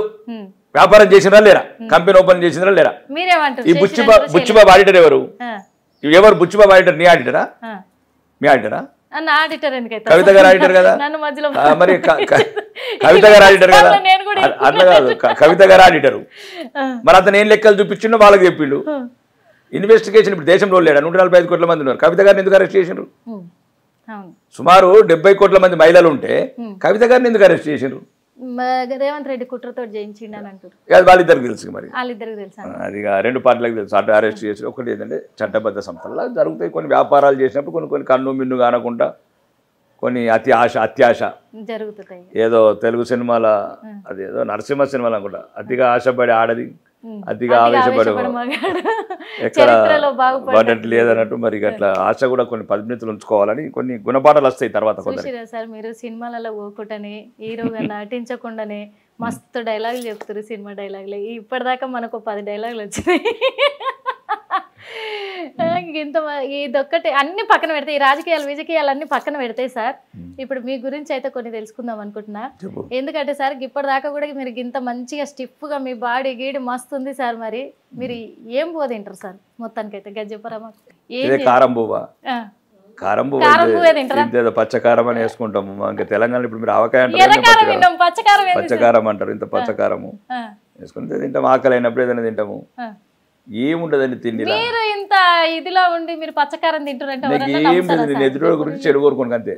నేను అందరికి చెప్తాను, మీరు ఏమన్నా తినుండ్రి, ఏమన్నా గంగలవరి, ఏమన్నా తాగుండ్రి, కానీ ఎదుటోడిని చెడు కోరుకోకుండ్రి, పేదోడు ఉసురు పోసుకోకుండ్రి. మీ లెక్కన ఉండాలంటే నా లెక్కనే ఉండాలని నాకన్నా మంచి వాళ్ళు ఉన్నారులే, కానీ నేనేదో మీ లెక్క మంచిగా బాడీని మంచిగా మెయింటైన్ చేయాలి, మీ లెక్క స్టైల్ మెయింటైన్ చేయాలి. ఎందుకంటే చాలా మంది నిజంగా చెప్తున్నా సార్, మీ లెక్క మాట్లాడాలి, మీ లెక్క కూసోవాలి, మీ లెక్క నడవాలి, మీ లెక్క తిరగాలి, మొత్తానికి కట్అవుట్ మీ లెక్క కావాలనుకుంటారు. ఏం చేయాలంటారు చెప్పురు. ఇక అదే చెప్పాను కదా, అది మనసు ద్వారానే వస్తుంది అంతే, తిండి ద్వారా రాదు. తిండి ద్వారా రాదు.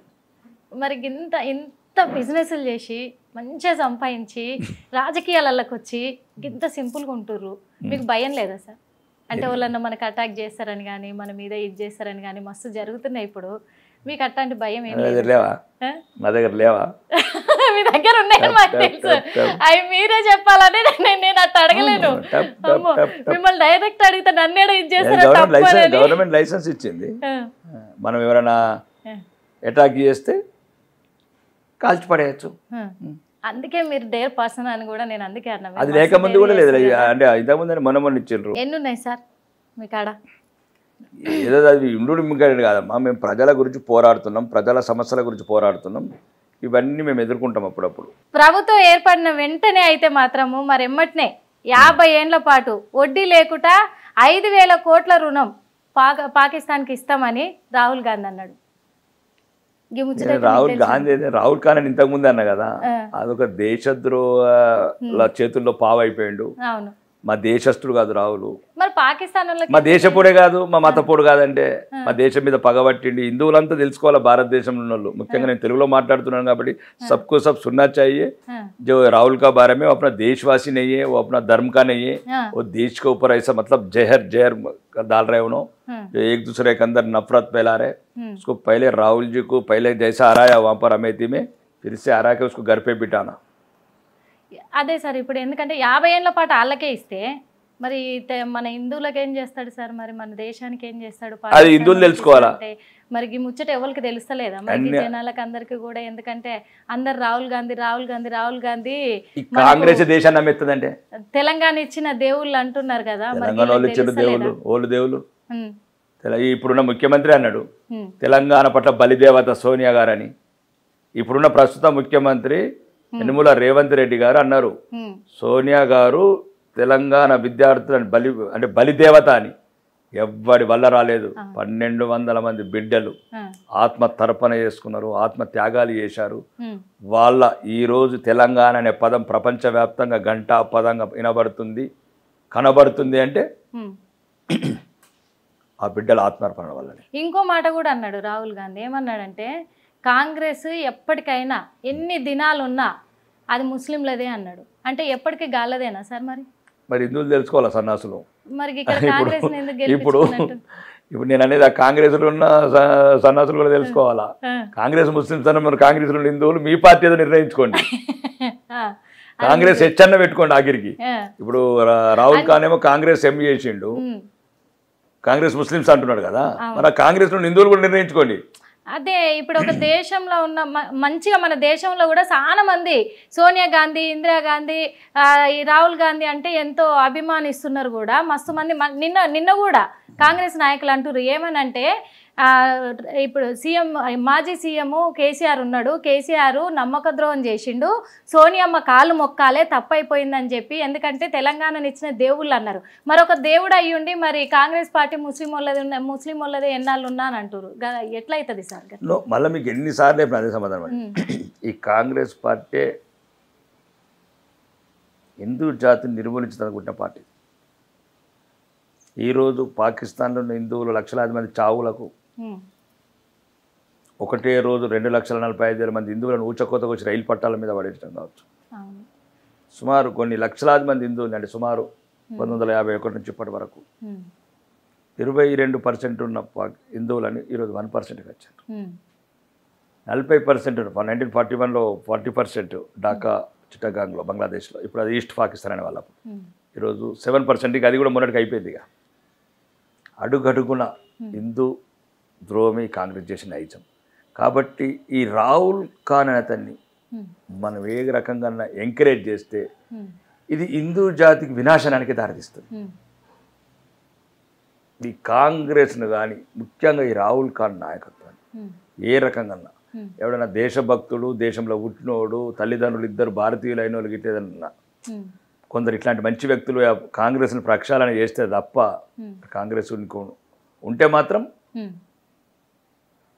హిందూ జాతికి మాత్రం పెను ప్రమాదం. వీళ్ళు కంపల్సరీ రాహుల్ ఖాన్ అనే వ్యక్తి మాత్రం మరణశాసనం రాస్తాడు హిందువుల పట్ల. ఖచ్చితంగా. మరి మీ అంటే రాకేష్ రెడ్డి అన్న అంటే రాకేష్ రెడ్డి అన్న అది ఆర్మూర్ ఎమ్మెల్యే అంటే మరి మీ ఎంట కూడా కొంతమంది మాఫియా ఉంటారంట, నిజమేనా సార్? మీరే కెమెరామెన్. ఎందుకంటే మస్తు మంది కూడా ఇది చెప్తుంటారు, రాకేష్ అన్న అంటే మాఫియా డాన్ అయినా మాఫియా ముఠా ఉంటుంది అంటారు. మరి నిజమేనా కాదా అబద్ధమా తెలుసుకుందాం. మరి ఈ మాఫియా ముఠా ఎట్టుంటది ఏందనేది కూడా మాకు కూడా చూడాలని ఉంది. నిజంగా ఉందా అన్న? చెప్పురు అన్న, నిజంగా చెప్పురు. మాకు కొందరికి ఫ్యాన్సీ ఉంటాయి కోరికలు. ఆ సినిమాలో ఏదో ఆడు ఈ మధ్యన చిరంజీవి ఏదో గాడ్ ఫాదర్ ఏదో ఏం పడ రజనీకాంత్ ఏదో భాష అట్లాంటి మూవీ చూస్తారు. వాళ్ళకి ఎవరు కానరారు ఆ సినిమాలలో చూసాక. ఇప్పుడు చిరంజీవి ముసలోడు అయిపోయి 70 ఏళ్ళోడు, రజనీకాంత్ మళ్ళీ మేము రియల్ హీరోలకు గర్వడతాం కాబట్టి మమ్మల్ని ఊహించుకుంటారు అట్లా. అంటే ఎందుకన్నా అంటే మీ దగ్గర పెద్ద పెద్ద కత్తులు ఉంటాయంట, తుపాకులు ఉంటాయంట, నిజమేనండి? అందుకే మాఫియా మీ అంటూ ఉంటుంది అన్నారు. తప్పేముంది తుపాకులు ఉంటే? తుపాకులు ఉంటే రాజకీయ నాయకులకు కూడా అందరికి ఇస్తారు అనుకోండి, తప్పే. అంటే గుండాలకు, రౌడీలకు, పాత బస్తీలతో కూడా లైసెన్సులు లేకుండా 100 మంది కత్తులో తుపాకులు పెట్టుకుంటే మాకు లైసెన్సులు పెట్టుకుంటే తప్పేముంది? తప్పేం లేదు. ఎవరు బలి అవుతారో దానికి చూడాలి మీరు. బలి కాదు ఎప్పుడు. దేవత దగ్గర కత్తి ఎప్పుడే కానీ అది రాక్షస సంహారంకి. మా దగ్గర ఉన్న కరవాలం ఒకటే, అందుకే అది రివర్ బాలైనా అది కరవాలమైన రాక్షస సంహారం పోయిస్తాం. అందుకే అంటున్నా ఎప్పుడు జరగబోతుందో రాక్షస సంహారం అని. అందుకు ప్రజాస్వామ్య యుగంలో ఓట్ల ద్వారానే సంహారాలు ఉండాల, అంతే. ఓట్ల ద్వారానే తప్ప కత్తులు కరవాలని ప్రజాస్వామ్యానికి మంచిది కాదు. ఒకవేళ చూద్దాం, ప్రజాస్వామ్యం పోయినప్పటికీ ఎప్పటికన్నా అవసరం పడుతుందేమో. ఇప్పుడు బంగ్లాదేశ్ లాంటి ఘటన జరిగితే అప్పుడు మాత్రం తప్పక తీస్తాం. ఇదంతా ముచ్చట్లనే ఇంత మంచిగా రాకేష్ రెడ్డి అన్న ఉందాతనాన్ని, మస్తు డాన్ లెవెల్లో ఉందా ఈ ఇదిని మరి ఎందుకన్నా ఈ రాకేష్ అన్న చరిత్రలో జీవన్ రెడ్డి అనే ఒక పేరు వినిపిస్తూ ఉంటది ఇప్పుడు. నా ప్రత్యర్థి అప్పటి నుంచి కూడా అంత పెద్ద, నాకు అంత ముందు మంచిగా ఉండే. నాకు 2023 వరకు అంత బాగానే ఉండేవాడు. ఆ రాజకీయ ఎలక్షన్ టైంలోనే మాకు అతను కొద్దిగా దిగజారిపోయాడు. కొన్ని వ్యక్తిగత దూషణలు, వ్యక్తిగత వీడియోలు, అట్లా అవన్నీ రకరకాల అపోహలు. ఎంతో మంది ప్రయత్నం చేశారు తొక్కాలని. ఎంతమంది దొక్కితే అన్ని సార్లు వేసాను. దేవుడు మనం ఒక వైపు ఉండాలి నిర్మల. దేవుడు ఒక్కటి కాదు, దేవుడు చూపించటం కాదు. ఇప్పుడు ఈరోజు యాంకర్ కావాలని లక్షలాది మంది అమ్మాయిలు ఎన్ని నరక మాత్రం వేస్తున్నారు. ఒక్కరోజు కెమెరా ముందు కనబడితే చాలని వేలాది మంది అద్దముగా నిలబడి చూసుకుంటారు రోజు. కానీ అదృష్టం అందరికి రాదు. గత 6 నెలలుగా మిమ్మల్ని చూడాలని నేను పాకలన్నట్టు. రాకేష్ అన్న దగ్గరికి వెళ్ళాలని ఒక 6 నెలలుగా ప్రయత్నం చేసి ఇవాళ దేవుడు కనుకరించినట్టు అదంటారు. మరి ఈ జీవన్ రెడ్డి, రాకేష్ రెడ్డి పోరు ఎప్పటిదాకా సాగబోతుంది? సచ్చే వరకు అప్పటిదాకా ఉంటుంది, ఇంకా అట్లనే కొనసాగుతుంది. ఇదంతా కూడా ఎందుకంటే ఇది జీవన్ రెడ్డి, రాకేష్ రెడ్డి అనేసరికి కూడా అన్న ప్రజలు కూడా రాకేష్ రెడ్డి అన్న వైపు మొగ్గు అంటారు. ఎందుకు? అది ప్రజలు నిర్ణయించుకుంటారు. అది వేరే విషయం. కానీ మా ఇద్దరి మధ్యన పోరు మాత్రం సచ్చే వరకు ఉంటుంది. అంతే, ఇంకా అది ఎప్పటికీ మాసిపోయేదే కాదంటారా? ఇంకా అతను మొదలు పెట్టాడు. సరే అన్న, మీకు ఏం తిండి అంటే ఇష్టం అన్న? ఏం తింటే ఇష్టం అనిపిస్తుంది? ఇష్టంగా ఏది తింటారు మీరు? ఏ నాటుకోడి నాటుకోడి. తెలంగాణ బిడ్డ అంటేనే నాటుకోడి. నాటుకోడి అంతే. మీరు బయట ఉన్నప్పుడు బయట దేశాలలో ఉన్నప్పుడు దొరికేదన్న మీకు నాటుకోలు నాటుకోలు అక్కడ ఏదో పాములను జర్రులను బొద్దింకలను ఇవన్నీ తింటారంట. అవన్నీ అపోవాలు ఇట్లా ఇప్పుడు కాంగ్రెస్ ఇప్పుడు ఎట్లయితే అన్ని చేస్తాడు అవన్నీ కాంగ్రెస్ లో మాటలు ఇవన్నీ. ఇంకా ఎప్పుడన్నా తిన్నారా మీరు ఎక్కడ? ఏం లేదు.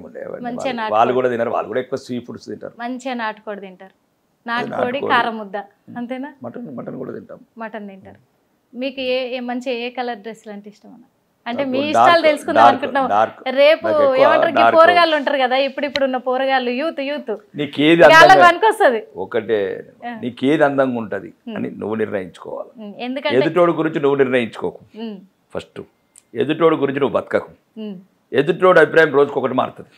కానీ ఇప్పుడున్న ఈ జనరేషన్లన్నా ఒకరిని చూసి అట్లా తయారు కావాలి అనుకుంటారు. కొంత తయారుగా పర్వాలేదు, మంచోడిని చూసి తయారుగా, వీళ్ళని చూసి తయారుగా. అందుకే మిమ్మల్ని చూసి తయారు కావాలంటే అంటే జనరల్ గా ఒక ప్రొఫెషనల్స్ గా కావచ్చు, లేకపోతే డాక్టర్స్ గా కావచ్చు, ఇండస్ట్రీస్ కావచ్చు, లేకపోతే ఎంటర్ప్రెనర్స్ గా కావచ్చు, మంచి వాళ్ళని చూసి ఇన్స్పిరేషన్ పొందండి.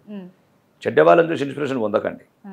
అంటే రాజకీయ నాయకులను చూసి మాత్రం అసలుగా పొందకండి. ఇప్పుడున్న రాజకీయ నాయకులు అసలే వద్దు. అంటే ఒకప్పుడున్న రామ్మనోహర్లో ఇలాంటి మంచి జయప్రకాష్ నారాయణ లాంటి నాయకులు మంచి వాళ్ళు ఉన్నారు ఈ దేశంలో. మంచి వాళ్ళు ఉన్నారు చాలా మంది.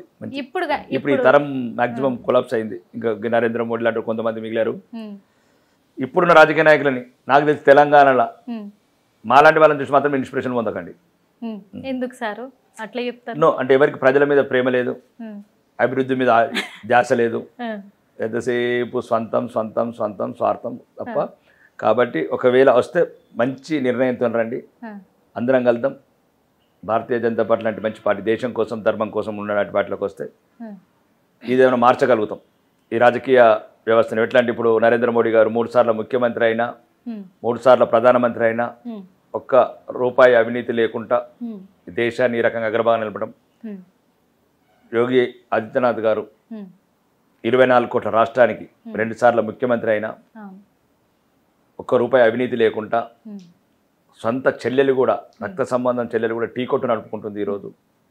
ఇట్లాంటి నాయకులుగా ఇన్స్పిరేషన్ తీసుకుంటే రండి, మనం కూడా వాళ్ళ అడుగుజాడల్లో నడిచి అవినీతి లేకుండా మంచిగా అభివృద్ధి వైపు ఈ రాష్ట్రాన్ని తీసుకోదాం. ఇప్పుడైతే ఎమ్మెల్యే అయ్యారు, మళ్ళీ ఏమవుదాం అనుకుంటున్నారు సార్?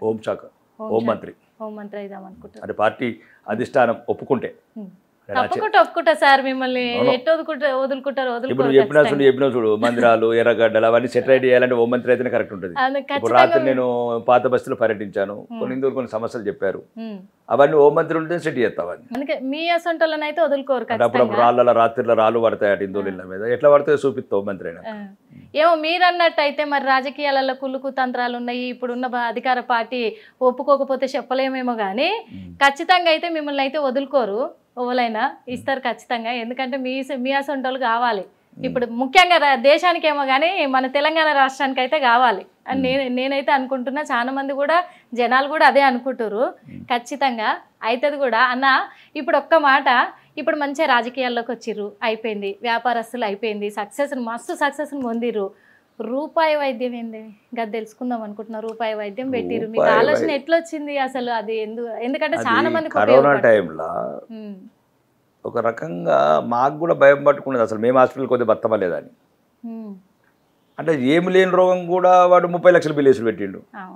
అప్పుడు అది వాడికి అర్థం కాని రోగము, వాడికి చెప్పదమైన రోగము, సత్య శవాన్ని ముట్టుకుని రోగము, హాస్పిటల్లో కొద్దిగా చూడని రోగము, చేతి పట్టుకొని రోగము. అంటే ఈ భయంకరమైన సమయంలో చాలా మంది 90% మోసం చేశారు ప్రజలని. అంటే లేనిపోని టెస్టులు అది ఇది రకరకాలుగా. ఇప్పుడు ఒక ఆలోచన వచ్చింది, మనకున్న దాంట్లో ఎంతో కొంత ఒక మంచి ఆనెస్ట్ డాక్టర్స్ని చేసింది. ఆ రకంగా కూడా మాకు ఒక ట్రస్ట్ క్రియేట్ చేసి దానికి ఒక బిల్డింగ్ ఫ్రీగా ఇచ్చేసినాం 12 కోట్లది. ఇచ్చేసి దాంట్లో కన్సల్టెంట్స్ 1 రూపీ అని, అంటే ఆర్థోపెడిక్ కావచ్చు, లేకపోతే జనరల్ ఫిజిషియన్ కావచ్చు, లేకపోతే వెటర్నరీ కావచ్చు, డాక్టర్స్ అంటే ఇక వాళ్ళకి క్లియర్గా చెప్పినాం అన్నట్టు. వాళ్ళని ఇబ్బంది పెట్టకండి. 90% మామూలు రోగంతోనే వస్తారు, టెస్ట్ అని పానాలు చేయకండి. ఒక ల్యాబ్, ఒక 2 కోట్లు పెట్టి ల్యాబ్ పెట్టినాం. అంటే సుమారు రోజు ఒక 500 మందికి ఉపయోగపడతాము పేదవాళ్ళకు. ఖచ్చితంగా ఉపయోగపడుతున్నారు కూడా. దేశం ఏంటంటే నాలాగానే డబ్బులు సంపాదించడం కూడా ఏం చేసుకుంటాము, నిజంగా దానికి ఎప్పుడు లిమిట్ ఉండదు. 100 ఉంటే 200 కావాలనిపిస్తుంది, 200 ఉంటే 1000 కావాలనిపిస్తుంది, 1000 ఉంటే 10. మనిషి ఆలోచన పరిధి అంతే. స్కూటర్ ఉంటే కారు సంపాదించి దాన్ని చూసిరు పక్కకి వేసేసిరు అంతే. దానికి పెద్ద మధ్యాహ్నం అంత ఇంట్రెస్ట్ కూడా లేదు. మంచిగా 2,50,000 గవర్నమెంట్ జీతం ఇస్తున్నది, సొంత విల్లాలు ఉన్నాయి, అంతే కార్లు ఉన్నాయి. మీ ఇల్లు మాత్రము మరి మస్తు కట్టిరంట, సూపర్ జబర్దస్త్ ఉందంట. గదైతే చూడాలని ఉంది, చూపించాలని కూడా ఉంది కదా, ఎప్పుడు కుదురుతుందో తెలియదు. కానీ మరి ఈ ఇండ్లు కట్టడం వెనుక ఏదో చరిత్ర ఉంది అంటారు, ఏందన్నది?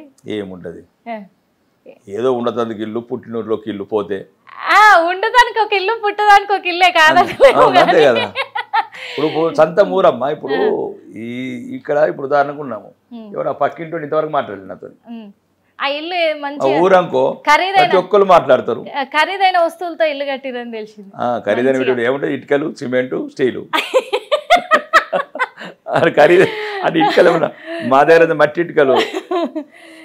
ఇటుకలు ఉంటాయి, అట్లా కట్టిరు. మరి మాకు ఎప్పుడు చూపిస్తారు ఆ ఇల్లుని? మంచిగా ఎప్పుడన్నా రండి. మంచిగా తెలంగాణ నాటుకోడి, మాది అంకాపూర్ నాటుకోడి అంటే బాగా ఫేమస్. అంకాపూర్ చికెన్ అంటే ఖచ్చితంగా. అక్కడ పంటలు మంచిగా స్వచ్ఛతతో కూడుకున్న ప్రజలు, పల్లెటూరు ప్రజలు, పాలు, పెరుగు, పచ్చటి పొలాలు, పాడి పంటలు, ఒక ప్రశాంత వాతావరణంలో. అంటే భారతదేశంలో ఒక గ్రామీణ నేపథ్యంలో ఉండాలనుకున్నారు. చాలా మంచి మా ఊరు మాది అంకాపూర్. పల్లెటూర్లలో మంచి అన్ని రకాల సౌకర్యాలు, అక్కడ ఉన్నంత సౌలతులు ఏడుండే అన్న, చాలా ఆధునిక సౌకర్యాలు, లిఫ్ట్లు ఉంటాయి ఇళ్లలో, కార్లు ఉంటాయి. హైదరాబాద్ లో అన్ని ఇరికిరికిన్లు, అన్ని సందులు గొంతులు ఇవే ఉంటాయి. చదువు లేనోడుకునే ఉన్నోడికి మంచిగా ఉన్నాయి. ఉన్నోడికి కేటీఆర్ కు రేవంత్ రెడ్డికి 200 ఫీట్ల రోడ్డు ఉన్నది చక్కగా. ఏ రోడ్డు ఉన్నాక అక్కడ ఉన్నట్టు ఇక్కడ ప్రశాంతంగా ఉండగలుగుతారా చెప్పన్నా? ఉండలేరు కదా. అంటే ఎక్కడున్నా ఫస్ట్ నువ్వు మనసు ప్రశాంతంగా ఉంటే ప్రశాంతంగా ఉంటుంది. మనసు ప్రశాంతంగా లేదనుకో, హాయిగా మంచిగా నాటుకోడు ఉన్నావు, యాంకర్ ఉంటే పర్వాలేదు, సంతోషంగా ఉన్నావు. నాకు హీరోయిన్ కావాలనుకున్నావు అనుకో, అది మనసు ఎప్పుడు అలజడి ఉంటుంది. ఇక మరి ఇప్పుడు ఏమన్నా సినిమాలల్లో మళ్ళీ ఇప్పుడు ఏమన్నా అవకాశాలు వస్తే చేసే ఉద్దేశం ఉందా అన్న మీకు? మూవీస్ అయితే విలన్ క్యారెక్టర్ వస్తుంది, మూవీస్ అయితే తీద్దాం అనుకుంటున్నాను. నేను విలన్ ఇష్టపడను, నా లైఫ్ లాంగ్ నేను హీరోనే ఉండాలి. మంచిగా ఒక హీరోకి హీరోయిన్ కి మంచి ఫాదర్ క్యారెక్టర్ ఉండే చేయాలంటే నేను సినిమా అనేది నాకు ఇష్టం. అంటే ఒక మూవీస్ అయితే తీయాలనుకుంటున్నాను. ఒక 2 కథా చర్చలు జరుగుతాయి. ఒకటి చేస్తే మంచిగా ఉంటుంది అనిపిస్తుంది నాకైతే. అందుకు లేదు, ఇప్పుడు మేము జాతికి స్థైర్యం నింపాలా, ధైర్యం నింపాలా. మేము ఏంటంటే సినిమాలలో సినిమాటిక్ నటిస్తే ఏమవుతుందంటే ప్రజలు కొన్నిసార్లు ఇష్టపడరు. ప్రజలకు ఇష్టపడే సినిమాలు చేయాలనుకుంటారు అంతేనా?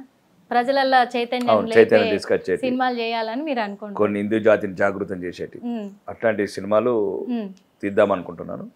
కొన్ని చర్చల దశలో ఉన్నాయి. అంతకుమించి దాని మీద ఏదో సంపాదిద్దామని కాకుండా హిందూ జాతిని జాగృత పరిచే సినిమాలు. చాలా మంది మిమ్మల్ని చూసి ఏమంటారు ఇన్స్పిరేషన్ అవుతున్నారు చాలా మంది కూడా. మరి వాళ్ళందరికీ కూడా మీరు చెప్పబోయే మాట, ఎందుకంటే ఇప్పుడున్న యువత మస్తు చెడిపోతారు అన్న. పోరగాళ్ళు అయితే తాగుతురు, గంజాయి అంటారు, మందు అంటారు. ఆ పోరీల మీద అసలు అయితే ఆడపోర్ల మీదనైతే ఎటువంటి గింత కూడా కనికరం లేకుండా మస్తు అత్యాచారాలు అయితే జరుగుతున్నాయి. మరి గసొంటి మార్పు చెందిన ఈ ఇప్పుడున్న పోరగాళ్ళకి మీరు ఏం చెప్తారన్న? ఇప్పుడు ఫస్ట్ మీరు అన్న దాంట్లో ఒక అమ్మాయిని మీరు ఎప్పుడైతే చూసిన చూపులు మీకు ముగ్గురు జ్ఞాపకం రావాలా. కన్న తల్లి, తోడబుట్టిన చెల్లె, కన్న కూతురు. మస్తు చెప్పారు నిజంగా చెప్పాలంటే. అప్పుడు 90% సమస్యకు పరిష్కారం. ఇంకా రెండోది ఈ లేనిపోని దురలవాట్లు, డ్రగ్స్, లేకపోతే నిరాశ. యువత గమనించాల్సిందంటే రేపు అనేది ఒకటి ఉంది మనకు, కానీ రేపటి వరకు మనం ఉండాలి. ఈ చీకటి శాశ్వతం కాదు, రేపటికి సూర్యోదయం ఉంది. కాబట్టి నిరాశ చెందకుండా నిరంతరం ఇప్పుడున్న ప్రపంచానికి, ఇప్పుడు ఫర్ ఎగ్జాంపుల్ ఆర్టిఫిషియల్ ఇంటెలిజెన్స్ అనేది కొత్త రకం ఇప్పుడు ప్రపంచానికి. ఈ జీలు, 4Gలు, 5Gలు అయిపోయిన ఒక టెక్నాలజీ తర్వాత ఇప్పుడు AI వస్తుంది. అంటే దీన్ని మనం ఎలా నేర్చుకోవాలి? ప్రపంచంలో 220 దేశాలని ఏ దేశాల అవకాశాలు ఉన్నాయి? లేదు, 145 కోట్ల పాపులేషన్ ఈ దేశంలో 40 లక్షలు ఉన్న సింగపూరే ప్రపంచంలో నెంబర్ 1 ఉంటే 145 కోట్ల దేశాల మనకు అవకాశాలు ఎందుకు ఉన్నాయి? మణిపూర్ నుంచి పడితే వరంగల్ వరకు ఉన్న ఈ ప్రపంచం భారతదేశంలో రోజుకు 80,000 మంది ఉంటే ఈ దేశంలో అంటే ఒక వ్యాపారము, సెల్ఫ్ ఎంటర్టైన్మెంట్స్ ఏముండదండి. ఏదైనా చేసుకొని బతకచ్చు, కానీ బతకాలా, మనకు ఆత్మవిశ్వాసం ఉండాలి. రోజు రోజుకు మొదలుపెట్టి డెవలప్ అవుతూ ఉండాలి. ఎప్పుడు కూడా నిరాశ దరికి చేరనివ్వకూడదు. నిరంతరం కళలు అంటూనే ఉండాలా. అబ్దుల్ కలాం గారు చెప్పినట్లు కళలు కూడా చిన్న ఏమని తాపగా ఇడ్లీ సెంటర్ పెట్టుకుంటాం. ఇడ్లీ సెంటర్ ఈ రోజుకి పెట్టుకోలేకపోతే 5 స్టార్ తర్వాత పెట్టుకుంటా అనుకో ఏదో ఒక రోజు ఉన్నదాంతో సంతృప్తి చెందుతూ భార్య పిల్లలు కావచ్చు, తల్లిదండ్రులను కావచ్చు, తోడబుట్టిన వాళ్ళని కావచ్చు, చుట్టుపక్కల సమాజాన్ని ఇబ్బంది పెట్టకుండా వాళ్ళని సంతోషంగా ఉంచితే చాలు, అదే జీవితం. మనలాగా పుడతారు, మీరు ఎప్పుడైనా సంతోషంగా ఉంచుతారు ఖచ్చితంగా. మీ చుట్టూ ఉన్న వాళ్ళు మాత్రం సంతోషంగా ఉంటారని అయితే మాకు అర్థమైంది. ఎందుకంటే మీరు మస్తు సేవ చేస్తారు, సేవ గుణం ఉంది. మస్తు మందికి కూడా ఇప్పటికీ మస్తు సాయం కూడా చేసిరు. పెండ్లీలు, అనాథలకు చదివింపులు ఇవన్నీ ఉన్నాయి. ఇవన్నీ కూడా అంటే మీ జీవితంలో ఒక్కొక్కటి వస్తున్న ఆ అనుభవాల నుంచే పుట్టినాయి అంటారా? ఏం లేదు మ్యామ్, చాలా కష్టాలు పడ్డాను నేను. అది మన జియో అన్లిమిటెడ్ టాక్ టైం అని ఇచ్చినట్లు అది అన్లిమిటెడ్ వచ్చేటి నాకు. అంతే. అప్పుడు అనుకునేవాడిని నేను అది మంచిగా ఎదిలో చేయాలి, మంచిగా ఎదిలో చేయాలి, మంచిగా ఎదిలో చేయాలి. ఫర్ ఎగ్జాంపుల్ అట్లా మంచిగా అయ్యాను, చేస్తున్నాను అంతే. దాదాపు ఇప్పటికి చాలా మందికి మీ కంపెనీలలో కూడా అవకాశాలు ఇచ్చి జీవితాన్ని ఇస్తారు. నేను కాదు కదా, నాలాగా చాలా మంది ఉన్నారు అమ్మా. ఇప్పుడు ఎంతసేపు నన్ను ఏదో ప్రమోట్ చేయడం అని కాదుకుంటే నాలాగా చాలా మంది ఉన్నారు, వేలాది మంది ఉన్నారు. మంచి మంచి ఇండస్ట్రియలిస్ట్ ఉన్నారు, ఎంటర్ప్రెనర్స్ ఉన్నారు. రాజకీయ రంగంలో మాకంటూ చాలా మంచి వాళ్ళు ఉన్నారు. ఇప్పుడు కూడా చాలా చూస్తాం కదా మేము, రాజకీయాలు మంచి వాళ్ళు కూడా ఉన్నారు. 90% ఒక విజనరీ లేని వాళ్ళే ఉన్నారు. మీరన్నట్టుగానే ఒక 10% మంచోళ్ళు. ఏం లేదండి అసలు, పల్లెలలో ఏం లేదంటున్నా కదా, ఏం లేదు. అంతా ఈ పట్టణం చుట్టే తిరుగుతున్నారు. ఒక ప్రైమరీ హెల్త్ సెంటర్ ఉండదు, ఒక స్కూల్ ఉండదు, స్కూల్ ఉండే టీచర్లు ఉండరు, రోడ్స్ ఉండయి, డ్రైనేజెస్ ఉండయి, పేదలకు సరిగ్గా తినడానికి తిండి ఉండదు, ఇప్పటికి కూడా ఉండడానికి ఇల్లు ఉండదు. ఇవన్నీ ఉన్నాయి, సమస్యలు ఉన్నాయి. సమస్యలు కొద్దిగా మనము గవర్నమెంట్ దృష్టి పెట్టి చేయాలి. కానీ వాళ్ళకి దేంట్లో డబ్బులు ఎక్కువ వస్తాయి, కమిషన్లు ఎక్కువ వస్తాయి. ఈ కాళేశ్వరం అంటే ప్రాజెక్టులు, ఈ మూసీ రివర్ క్లీన్ అంటే ప్రాజెక్ట్ లాంటివి పెట్టుకుంటారు. కాబట్టి కొద్దిగా నాయకులు కూడా కొద్దిగా మారి ఈ మారుమూల ప్రాంతాలలో, గ్రామీణ ప్రాంతాలల్లో చాలా దారుణంగా ఉన్నాయి పరిస్థితులు. ఇప్పుడు ఆదిలాబాద్ తండలల్లో మొన్న 100 మంది ఉన్నారు, 100 మంది స్టూడెంట్స్ ఉన్నారు, టీచర్ లేరు. వాడి జీవితం అంతా మళ్ళీ ఈ తరం కూడా బానిసగా తయారైంది. ఇప్పుడు ఏంటంటే అన్న, రైతులు కూడా పల్లెటూర్లలో ఉన్న రైతులు రాకేష్ అన్నని అడుగుతారు ఖచ్చితంగా చాలా మంది కూడా. మరి ఆ రైతులకు రాకేష్ అన్న మరి అండగా నిలబడబోతుందంటారా? తప్పక. రైతుకు కావచ్చు, రైతు కూలికి కావచ్చు. ఎందుకంటే ఇప్పుడు కష్టకాలం వచ్చింది కాంగ్రెస్ ప్రభుత్వంలో అని అంటున్నారు, రైతులే అంటారు ఆ మాట. రాకేష్ అన్న వస్తే మాకు మంచి జరుగుతుంది అంటారు. రాకేష్ అన్న కాదు, భారతీయ జనతా పార్టీ. మళ్ళీ ఇవన్నీ మళ్ళీ వ్యక్తిగతంగా వెళ్ళిపోతాయి ఇవన్నీ కామెంట్స్. వెళ్తుండొచ్చు, రాజకీయ రంగంలో ఒకటి నిలబడతాం, కలబడతాం. ఆర్మూర్ ప్రజలు ఖచ్చితంగా ఆ నమ్మకం పెట్టుకోరు కూడా. చెప్తున్నాను కదా, అట్లా పెట్టుకున్న తర్వాత కూడా ఎంపీ ఎలక్షన్ లో కూడా మళ్ళీ 30,000 ఓట్ల మెజార్టీ ఇచ్చారు నాకు. ఒకే ఒక్క క్వశ్చన్, ఒకే ఒక్క సమాధానంతో ఒక ర్యాపిడ్ ఫైర్ అయితే ఒకటి అడగబోతున్నా. నరేంద్ర మోడీ గారి పైన మీ అభిప్రాయం? దైవాంశ సంభూతుడు, కారణ జన్ముడు, విశ్వగురువు. విశ్వగురువు 3 వాక్యాలలో చెప్పారు. బండి సంజయ్ ఈ రాష్ట్ర యువతకు ఆదర్శం. కిషన్ రెడ్డి గారు మంచి స్మిత ప్రజ్ఞుడు. రెండోది ఒక మంచి నాయకత్వ లక్షణాలు ఉండి ఒక భారతీయ జనతా పార్టీకి పెద్ద ఆస్తి. కేసీఆర్ గారు 2014 కన్నా ముందున్న కేసీఆర్ అయితే పర్వాలేదు, కానీ 2014 తర్వాత కేసీఆర్ లాంటి కేసీఆర్ ఉండకూడదు. కేటీఆర్ అంటే ఇంకా పరిణితి చెందాలా, ఇంకా పరిణితి చెందాలా. ఎందుకంటే ఆయన కింది స్థాయి నుంచి రాలేదు, ఓకే యువరాజులాగా వచ్చాడు కాబట్టి కొద్దిగా బాడీ లాంగ్వేజ్ కావచ్చు, అహోభావాలు కావచ్చు, అంటే ప్రజలు ఇష్టపడే రీతిగా మార్చుకోవాలి. హరీష్ రావు తెలంగాణ రాజకీయాలలో ఒక అపశృతి. ఓకే, పాడి కౌశిక్ రెడ్డి తగ్గించుకోవాలి. మనం ఒక శాసనసభలో, గౌరవ శాసనసభలో ప్రజలకు ప్రతినిధులైనప్పుడు కొన్ని మనకు వ్యక్తిగత అలవాటు అప్పటి వరకు ఉన్న కొన్ని బాడీ లాంగ్వేజెస్ ఉన్నా, కొన్ని వే ఆఫ్ మనం మాట్లాడే విధానం కూడా మార్చుకోవాలి. గౌరవప్రదమైన శాసనసభ్యుడిగా మనం ఉండడానికి ప్రయత్నం చేయాలి. సీఎం రేవంత్ రెడ్డి గారిని ఏమంటారు? సీఎం రేవంత్ రెడ్డి అనుకున్నది సాధించే వ్యక్తి. అంటే ఆయన సాధించే వరకే ఆగిపోతున్నాడు. ఆయన ఏదైతే ముఖ్యమంత్రి కావాలనుకున్నాడు, మాకే అంటే అనుకున్న సాధించి అది కూడా తొందరలో మ్యాచ్ 2020 లాగా కొట్టిండు. అదే కొద్దిగా ఏదైతే సీఎంగా కొద్దిగా నిజాయితీగా ఈ 10 సంవత్సరాలు ఏదైతే తగలబడ్డదో తెలంగాణ పాడైపోయిందో దాన్ని కొద్దిగా రిపేర్ చేసి మంచి నీతి నిజాయితీగా గ్రామీణ ప్రాంతాలని మంచిగా చూసి పార్టీలకు అతీతంగా అతను కేసీఆర్ చేసిన కానీ ఎక్క ద్రోహం చేస్తున్నాడు మళ్ళీ ప్రోటోకాల్ విషయంలో. అట్లాంటివి ఉంటే తర్వాత కూడా వాళ్ళు ఎదుర్కోవాల్సి వస్తుంది, సమస్యలు ఎదుర్కోవాల్సి వస్తుంది. నారా చంద్రబాబు నాయుడు గారు ఒక విజనరీ ఉన్న నాయకుడు, కొద్దిగా కులపిచ్చి ఎక్కువ ఉంటుంది. పవన్ కళ్యాణ్ ఎక్దమ్ సూపర్.